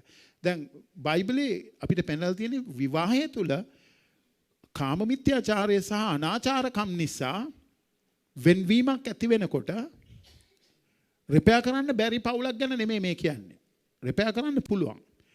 ඔයා දේවභක්තික කාන්තාවක් හැටියට ඔයාට හැතුලේ ඉඩ තියෙනවා නම් සමාව දෙන්නේ මනුස්සයාට සමාව දීලා ආයි බාර ගන්න. ඒක තමයි හොඳම දේ. ඒක තමයි හොඳම දේ. හැබැයි සමහර අවස්ථාන් වලට ඒගොල්ලෝ එනවා එහෙම කරන්න බැරි තැනකට. එතකොට එයා අනාචාරකම් කළා වෙන සම්බන්ධතා නියම් සම්බන්ධතා පවත්වලා. එතකොට ඔයාට දැන් හරි පිළිකුලක් එයා. ඉතින් ඔයා එයාට කියනවා මට ඔයත් එක්ක මෙහෙම යන්න බෑ. හරි? එහෙම නැත්නම් ඔයාට කියන්න පුළුවන් මම සමාව දෙනවා දෙවියන් වහන්සේ තුල ඔයාට. මේ ක්‍රියාවල වෙනස් කළා ඔප්පු කරන්න. මේ ක්‍රියාවල් වෙනස් කළා මට ඔප්පු කරන්න. මම සමාව දෙනවා මම ඔයාව දරා ගන්නවා. ඔය දෙකම තියෙනවා කාන්තාවට. ඉතින් මම කියන්නේ අතහරින්න නෙමෙයි. මම කියන්නේ සමාව දීලා හරි ගස්ස ගන්න. ඒක තමයි වචනේ. මොකද රිපෙයාර් කරන්න බැරි අලුත් වැඩියා කරන්න බැරි ප්‍රශ්නයක් නෑ මිනිස්සුන්ගේ ජීවිතේ යේසුස් වහන්සේගේ මැදිහත්කාරකම තුල. ආමෙන්. ඔය දමල ගහලා යන්න අතෑරලා දාලා යන එක නෙමෙයි උත්තරේ. මොකද එහෙම ගියාම තව ලොකු ප්‍රශ්න වලට ඔයාලට මුහුණ දෙන්න වෙනවා ඊට පස්සේ ආපහු. සමාජයට මුහුණ දෙන්න වෙනවා, ඔයාගේ පවුලට මුහුණ දෙන්න වෙනවා, ඊට පස්සේ යන්න ආ උදේවල් වලට මුහුණ දෙන්න වෙනවා. ලොකු ප්‍රශ්න ගොඩකට ඔයා පැටලෙනවා ඒක කරපු ගමන්. ඒක නිසා හරි ඒ වගේ තත්ත්වයන් තුලින් ඔබ යනවා නම් ඔබට අවශ්‍යයි අනුශාසනාව, ඔබට අවශ්‍යයි යාඥාව, ඔබට අවශ්‍යයි දෙවියන් වහන්සේගේ වචනයට යටහත් වීම තුල නේද? දෙවියන් වහන්සේ ඉදිරියේ තියෙන හරි දේ කරන්න පියවර ගන්න අවශ්‍යයි. ඒ නිසා ප්‍රේමවන්ත සහෝදරියනි අපි කාරණාවල් කීපයක් බැලුවා. පළවෙනි එක අපි බැලුවේ මොකද්ද? දෙවියන් වහන්සේ ඔබ කැඳලා තියෙන උප ප්‍රධාන භූමිකාවට තදින් බැඳී සිටින්න. දෙවෙනි එක මොකද්ද අපි බැලුවේ? ඔබගේ පුරුෂයාගේ නායකත්වයට යටත් වෙන්න, කීකරු වෙන්න යන. තුන්වෙනි එක ඔහුගේ සහකාරිය ලෙස ඔහුට යහපත කරන්න. හතරවෙනි එක නිවසේ ඔබගේ වගකීම් හරියාකාරව ඉෂ්ට කරන්න. පස්වෙනි එක ඔබගේ පුරුෂයාව නැවත පිහිටවන්න. එයා ආයාලේ ගිහලා තියෙනවා නම් එයාත් එක්ක කතා කරලා යාඥා කරලා ආපහු ගොඩනගා ගන්න පැන්ත එන්න ඔයා. ඔයා ස්වාමීන් වහන්සේත් එක්ක යනකොට පුළුවන්. යටත් වීම සම්පූර්ණ ලෙසම වෙන්න ඕනේ නැහැ. මොකද ඔයාට දෙවියන් වහන්සේට යටත් වීම තියෙනවා ප්‍රථමයෙන්, දෙවනුව පුරුෂයාට යටත් වීම තියෙන්නේ. පළවෙනියෙන් දෙවියන් වහන්සේට යටත් වීමයි. ආමෙන්. ඒ නිසා ඔයාගේ හෘද සාක්ෂියට එකඟ නොවන දේවල් වලට ඔයාව තල්ලු කරනකොට ඔයාට නැගිටලා කතා කරන්න පුළුවන් අයියෝ මෙහෙම කරන්නේ මම මේවට කැමති නෑ. මේවට මම කැමති නෑ කියලා එයාට කියන්න පුළුවන්. අවසානයේක ඔබගේ පුරුෂයා ක්‍රියාශීලී නොවේ නම් මොකද ඔයා කරන්න යන්නේ? පුරුෂයා මුකුත් කරන්නේ නෑ. බූරු ඇඳට වෙලා ඉන්නවා. කිසිම දෙයක් කරන්නේ නැහැ. මොකද එහෙනම් ඔබ කරන්න තියෙන්නේ? ඇයි පුරුෂයා නායකත්වය දෙන්නේ නැත්තේ පවුලට? මොකද්ද හේතුව පුරුෂයා නායකත්වය නොදෙන්න? දැන් ඔයා කවදාවත් විනිශ්චය කරන්න යන්න එපා. රෝම 15:7 වෙනි පදේ. රෝම 15:7 වෙනි පදේ. විනිශ්චය කරන්න යන්න එපා. එහෙයින් දෙවියන් වහන්සේගේ ගෞරවය පිණිස ක්‍රිස්තුස් වහන්සේ නුඹලා පිළිගත් ලෙසම නුඹලාත් එකිනෙකාව පිළිගනිilla. ඔයාව විනිශ්චය කරන්න යන්න එපා. මේ මිනිහා හැමදාම මේමයි කරන්නෙම මේමයි නොමනාකමක්මයි මහා මෝඩ මිනිහෙක්. එහෙම කිකේ විනිශ්චය කරන්න යන්න එපා. එයාට අනුග්‍රහය දක්වන්න. එපිස පොතේ 4:31-32 පදවල කියනවා සියලු තිත්තකමත් කෝපයත් උදහසත් කෝලහලත් අපහසත් සියලු ක්‍රෝධත් නුඹලා කෙරෙන් පහ කරනු ලැබේවා. නුඹලා එකිනෙකා කෙරේ ගුණවන්තව අනුකම්පා ඇතුව සිට ක්‍රිස්තුස් වහන්සේ තුල දෙවියන් වහන්සේ නුඹලාට කමාවුණු ලෙසම නුඹලාත් එකිනෙකාට කමා වේයල්ලා. බලන්න. විසඳ ගන්න විදිය මේක. පුරුෂයා මඟ පෙන්වීම දෙන්නේ නැහැ, නායකත්වය දෙන්නේ නැහැ. මොනවද එහෙනම් කරන්න තියෙන්නේ? කරන්න තියෙන දේ තමයි මේ බයිබල් පදවල කියන්නේ. කරන්න ඕනේ ඕගොල්ලෝයි. කරන්න ඕනේ අවස්ථාවට අවිල්ල තියෙනවා නම් මමයි. එයාට අනුග්‍රහය දක්වන්න. එයා මග නායකත්වයේ ගන්න නැති තැන එයාව ධෛර්යවත් කරන්න නායකත්වයේ ගන්න. ඔයා පැනලා ඒක කරලා අවුල් කරගන්න එපා. එතකොට එයා සද්දන කරීදී උඹම කරගනින් කියලා. නායකත්වයට එයාව තල්ලු කරන්න. නායකත්වයේ ගන්න අවස්ථාවල වලට එයාව පොළඹවන්න. හරිද නේද? ගෑස් එක ඉවරයි. ඔයා ගිහිල්ලා ත්‍රිවිල් එක දාගෙන එන්න. මොකක්ද අනේ ඔයා කියන්නේ? ඔයා යන්නකෝ පාර උඩට ගිහිල්ලා ත්‍රිවිල් එක දාගෙන එන්නකෝ. අන්න කතා කරන වෙලාවක්. ගෑස් එක ඉවරයි. ගිහිල්ලා ගෑස් එක ගේන්න. මිනිහා මේ පුටුවටලා ටීවී එක බල බල ඉන්නවා. ඔයා කියන්නේ මේ කරුණා කරලා ගිහිල්ලා ගෑස් එක ගෙනල්ලා දෙන්න මට. උයන්නේ නැහැ නැත්තම් මං අද. එහෙම කියන්න එපා. දැන් ඔයා මේ පුරුෂයාට මේ නායකත්වය දෙන්න උදව් කරන්න යාට. ඔහේ ඔයා කරබාගෙන ඉන්නේ නැතුව ඕන එකක් වෙද්දී දැන් මම කරන්නම් එනං. බැයිද ඔයාට? මං කරන්නම් එනං. පුරුෂයාගේට බూరుව දෙයිදී. ඔක්කොම කරපන් ඔබ කියලා. ඔව් එච්චරයි. ඒ නිසා මේ ඔයාට පුළුවන් ස්වාමින් වහන්සේගේ මේ ප්‍රීතිය තුල ඔයාගේ පුරුෂයා වෙනස් වුණේ නැතත් යසාය පොතේ 40 වෙනි පරිච්ඡේදයේ 28 ඉඳලා 31 අලංකාර පද පොළවේ සීමාවල මැවුම්කාර ස්වාමින් වහන්සේ වන සදාකාල දෙවියන් වහන්සේ ක්ලාන්ත නොවන බවත් වෙහෙස නොවන බවත් නුඹ දන්නේ නැද්ද? නුඹ අසා නැද්ද? උන්වහන්සේගේ ඥානය දැනගන්නට බැරියේ. උන්වහන්සේ ක්ලාන්ත වූ අයට ශක්තිය දෙනසේක, බලය නැත්තාට සවිය වැඩි කරනසේක. තරුණයෝ පවා ක්ලාන්තව වෙහෙසෙනෝ, යවුණයෝද මුළුමනින්ම වැටෙන්නෝය. නමුත් ස්වාමින් වහන්සේ ගැන බලා සිටින්නෝ තමුන්ගේ සවිය අලුත් කරගන්නෝය. ඔහු රාජලීන් මෙන් පියබා නගින්නෝය. ඔහු දුවන්නෝය එහෙත් වෙහෙස නොවේති. ඔහු ඇවිදින්නෝය එහෙත් ක්ලාන්ත නොවේති. දෙවියන් වහන්සේගේ වචනේට ස්තුතියි. ආමෙන්. බලන්න, ඔයා ක්ලාන්ත වෙන්න එපා. ඔයා ස්වාමින් වහන්සේ තුල ඔයාගේ පුරුෂයා වෙනස් වුණේ නැතත් ඔයා ස්වාමින් වහන්සේ තුල ඉඳගෙන ඔයාගේ ප්‍රීතිය තුල ජීවත් වෙන්න. ඒකයි ඔයාගේ සම්බන්ධතාවය යේසුස් වහන්සේත් එක්ක දවස ගානේ වැඩි කරගන්න ඕනේ. මොකද කාන්තාවට තමයි ගෙදර හැම වෙලාවෙදීම ප්‍රශ්න වැඩි. එයාට ප්‍රශ්න වැඩි. ඉතින් එයාගේ සවිය හැමතිස්සෙම ස්වාමින් වහන්සේ තුල අලුත් කරගන්න ඕනේ, ශක්තිමත් කරගන්න ඕනේ. ආමෙන්. එතකොට එයාට පුළුවන් වෙයි එයාගේ පුරුෂයාටත් හයියක් වෙන්න. මේක භාර්යාව කිසිම පණක් නැහැ. දෙවියන් වහන්සේ තුල කිසිම හයියක් නැහැ. ඉතින් මොකක්ද මේ පවුලට තියෙන බලාපොරොත්තුව? පුරුෂයා වරද්දගත්ත ගම වරද්දගත්තා. පුරුෂයා වරද්දගත්තා. කිසිම බලාපොරොත්තුවක් එතනින් එහාට නැහැ. ඒ නිසා ඔබ අද තනිකම දැනෙන කාන්තාවක් හැටියට ඉන්නවද මෙතන? කවුරුත් නැහැ මට කියන්න, මගේ ප්‍රශ්න කියන්න කවුරුත් නැහැ, මම තනි වෙලා ඉන්නේ නැහැ. ස්වාමින් වහන්සේත් එක්ක වාගේ තිබෙන සම්බන්ධතාවය ගැඹුරු කර ගැනීමෙන් භක්තිවන්ත ස්ත්‍රියක් වෙන්න. ඔයාට උත්තර ඔක්කොම ප්‍රශ්න වලට එතන තියෙනවා. ආමෙන්. ස්වාමින් වහන්සේ තුල සම්බන්ධතාවය ගැඹුරු කරගෙන භක්තිවන්ත ස්ත්‍රියක් වෙන්න. උත්තර තියෙන්නේ එතන. දෙවියන් වහන්සේ ඔබට උදව් කරනවා. ඒ නිසා සම්පූර්ණ වූ විවාහයක් බලාපොරොත්තුෙන් ඉඳලා ඒක කඩා වැටුණු තැනට ආපු වෙලාවේදී හේතු වෙලා තියෙන්නේ මොකද්ද? ඔයාගේ විවාහය රූපයක් කරගෙන තිබිලා තියෙනවා. ඒකයි වැඩේ. ඒකයි දැන් මේ දෙයක් ආපුවම දැන් කඩා වැටෙන්න හේතුව. මං කවදාවත් හිතුවේ නෑ මට මෙයා අවිශ්වාසවන්ත වෙයි කියලා. ස්ත්‍රිය හිතනවා පුරුෂයා ගැන, පුරුෂයා හිතනවා ස්ත්‍රිය ගැන. ඔයා පවුල අයිඩල් එකක් කරගෙන ඇවිල්ලා තියෙන්නේ. රූපයක් කරගෙන ඇවිල්ලා තියෙන්නේ. ඔයා හැමතිස්සෙම බලාපොරොත්තු වෙන දුර්වල වූ මනුෂ්‍යයා තුල තියෙන පෞකාරකම. ඒක ඕන වෙලාවක වෙන්න පුළුවන්. ඒක නිසා ඒක බලාපොරොත්තුෙන් ඉන්න ඕනේ. ස්වාමින් වහන්සේ තුල ශක්තිය තමුන්ගේ වඩවාගෙන ඉන්න ඕනේ. එතකොට ඒ වගේ දෙයක් වුණත් ඔයාට ඒක දරා ගන්න ඕනේ තරම් ඇතුලේ ඉඩ තියෙනවා. ආමෙන්. තේරුණාද ඔයගලන්ට මං කියන එක? ස්ත්‍රියගෙන් වඩා වැඩි දෙයක් නෙමෙයි ඉල්ලන්නේ පුරුෂයන්ට වඩා ස්වාමින් වහන්සේ. ස්ත්‍රියගේ භූමිකාව තුල ඉල්ලන දේවල් මම මේ මතක් කරලා දුන්නේ ඔබට. ඒක නිසා මගේ ප්‍රේමවන්ත සහෝදරය සහෝදරිය අබිගේල් කියන ස්ත්‍රිය දිහා බලන්න. පුදුමාකාර ආදර්ශයක් අබිගේල්ගේ ජීවිතය. එක සාමුවෙල් 25 වෙනි පරිච්ඡේදයේ දාවිත් එයාව විවාහ කරගන්නවා අන්තිමටම. අබිගේල් කියන ස්ත්‍රියව. හරිම නුවණින් ක්‍රියා කරපු ස්ත්‍රියක්. හරිම දෙවියන් වහන්සේ තුල විශාල බලපෑමක්, බලාපොරොත්තුවක්, විශ්වාසයක් ඇතුව ජීවත් වෙච්ච ස්ත්‍රියක් අබිගේල්. ඔකේවන්නේ එක පළවෙනි සාමුවෙල් 25 වෙනි පරිච්ඡේදයේ අබිගේල්ගේ ජීවිතය ගැන. ඔයාලට පුදුම හයියක් ලැබේ කාන්තාවක් හැටියට. ඒ නිසා මම ඔබට කියන්නම්. අවසාන වශයෙන් භාර්යාවන්ට වචනයක් තියෙනවා. මොකද්ද භාර්යාවන්ට කියන්නේ දෙවියන් වහන්සේ? ඒවව පරීක්ෂාවට කරලා නපුරා ඒව පරීක්ෂාවට වැටුණා වගේ ඔබ පරීක්ෂාවට වැටෙන්න එපා. මොකද අදත් ඒ වගේම පරීක්ෂාවල් එහෙම්මම තියෙනවා. ඒව වැටුණා. හැබැයි ඔබ වැටෙන්න ඕනේ නැහැ. මොකද යේසුස් වහන්සේ තුල ඔබ දැන් නැගිටලා ඉන්නේ. ආමෙන්. ඒ නිසා ඔබ වැටෙන්න ඕනේ නැහැ. ඔබ ශක්තිමත් වෙන්න. අතාරින්න එපා. දේවල් වැරදියට වෙනකොට පවුලේ අතාරින්න එපා. දික්කසාදය විකල්පය කරගන්න එපා. දමල ගහලා යන එක විකල්පය කරගන්න එපා. අතාරින්න එපා. ස්වාමින් වහන්සේ තුල ඒක ජය ගන්න. ආමෙන්. උන්වහන්සේට පුළුවන් ඒ හයිය ඔබට දෙන්න. විවාහ වෙලා නැති, විවාහ වෙන්න බලාපොරොත්තු ඉන්නා වූ තනිකඩව ඉන්න කාන්තාවන්ට තියෙන වචනය. අධෛර්යමත් වෙලා ඉන්නවද? ඔයා තාම කවුරුත් මට හම්බුන්නේ නැහැ කියලා.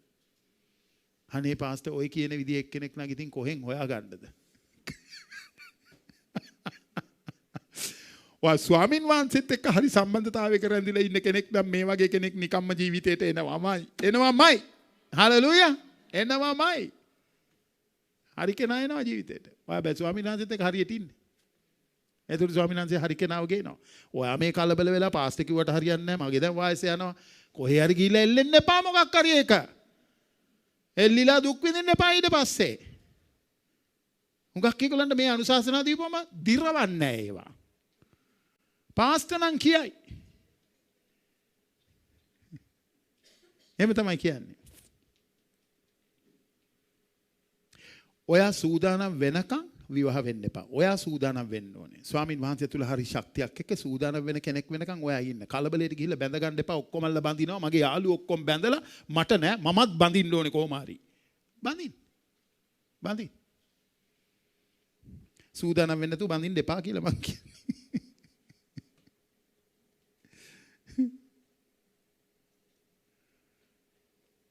ස්වාමීන් වහන්සේට හරියට ආදරය කරන්න පටන් ගන්න. එතකොට වෙනස ඇති වෙනවද නැද්ද මහන්? විවාහ වෙලා නැති තනිකඩව ඉන්න පුරුෂයන්ට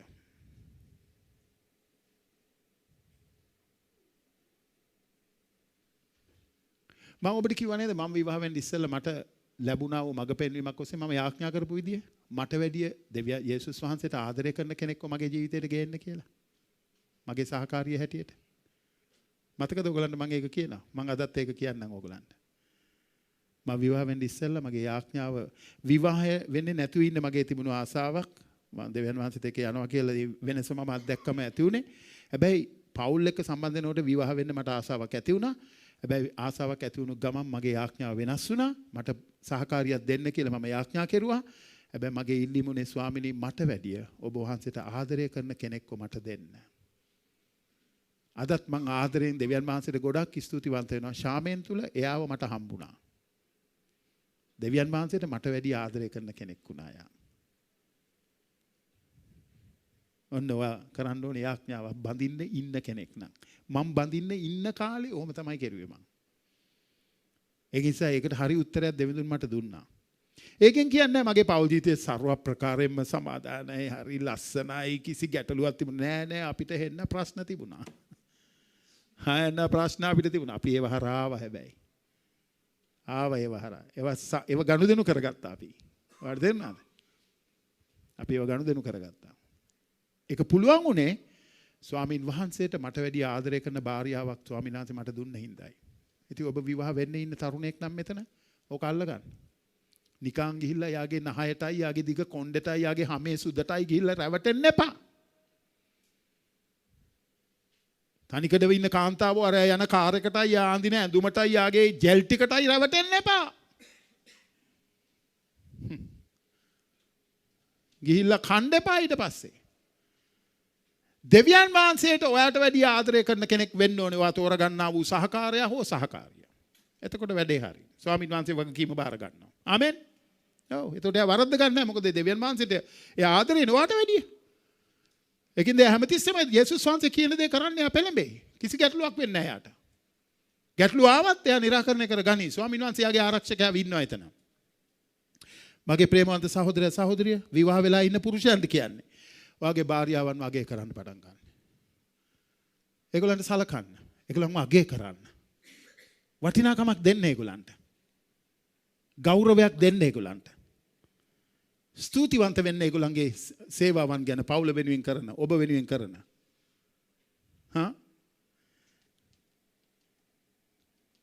මේ දේවල් හරියට නැති නිසායි සභාව හරි කැත. සභාව කැත වෙලා තියෙන්නේ අද. හැබැයි ස්වාමින් වහන්සේ එන්නේ කැලලක්වත් නැති සභාවක් ගෙනියන්න මතක තියාගන්න. ඒ නිසා අපිව දවස ගානේ හදනවා මේවා කියලා. මේවා කියලා හරි ගස්සනවා උන්වහන්සේ. ආමෙන්. මොකද උන්වහන්සේට ඕනේ අපි උන්වහන්සේ වගේ වෙනවා දකින්නයි. පුරුෂයාත් භාර්යාවත් දෙන්නම උන්වහන්සේ වගේ වෙනවා දකින්නයි. ආමෙන්. ඒ නිසා වාගේ පුරුෂයා භාර්යාව දරුවන් අපි අද කතා කරුවා ගොඩක් මේ පෞල් ජීවිතයේ සම්බන්ධව එකිනෙකනාගේ භූමිකාවල් වල තිබෙන වැදගත්කම දරුවන්ගේ එක මම තාම කතා කරේ නෑ. දරුවන්ගේ එක තව දවසකට මම දාන්නම්. හැබැයි අපි මේ පෞල් සීරීස් එක අදින් ඉවර කරනවා. මේකෙදී අපි දෙවියන්වහන්සේගේ සැලැස්ම බැලුවා, දෙවියන්වහන්සේගේ දිශාව බැලුවා. පවුල ආරක්ෂා කරගන්න අපි ශක්තිමත් කරගන්න ඕනේ කියලා බැලුවා. පුරුෂයාගේ වගකීම් බැලුවා, අද භාර්යාවගේ වගකීම් බැලුවා. ආමෙන්. මේක තුල මේ අසු වචන තුල ඔබට දෙවියන් වහන්සේ ආශිර්වාද කරනසේක්වා. ආමෙන්. අපි නැගිටිමු සභාව. අපි නැගිටිමු.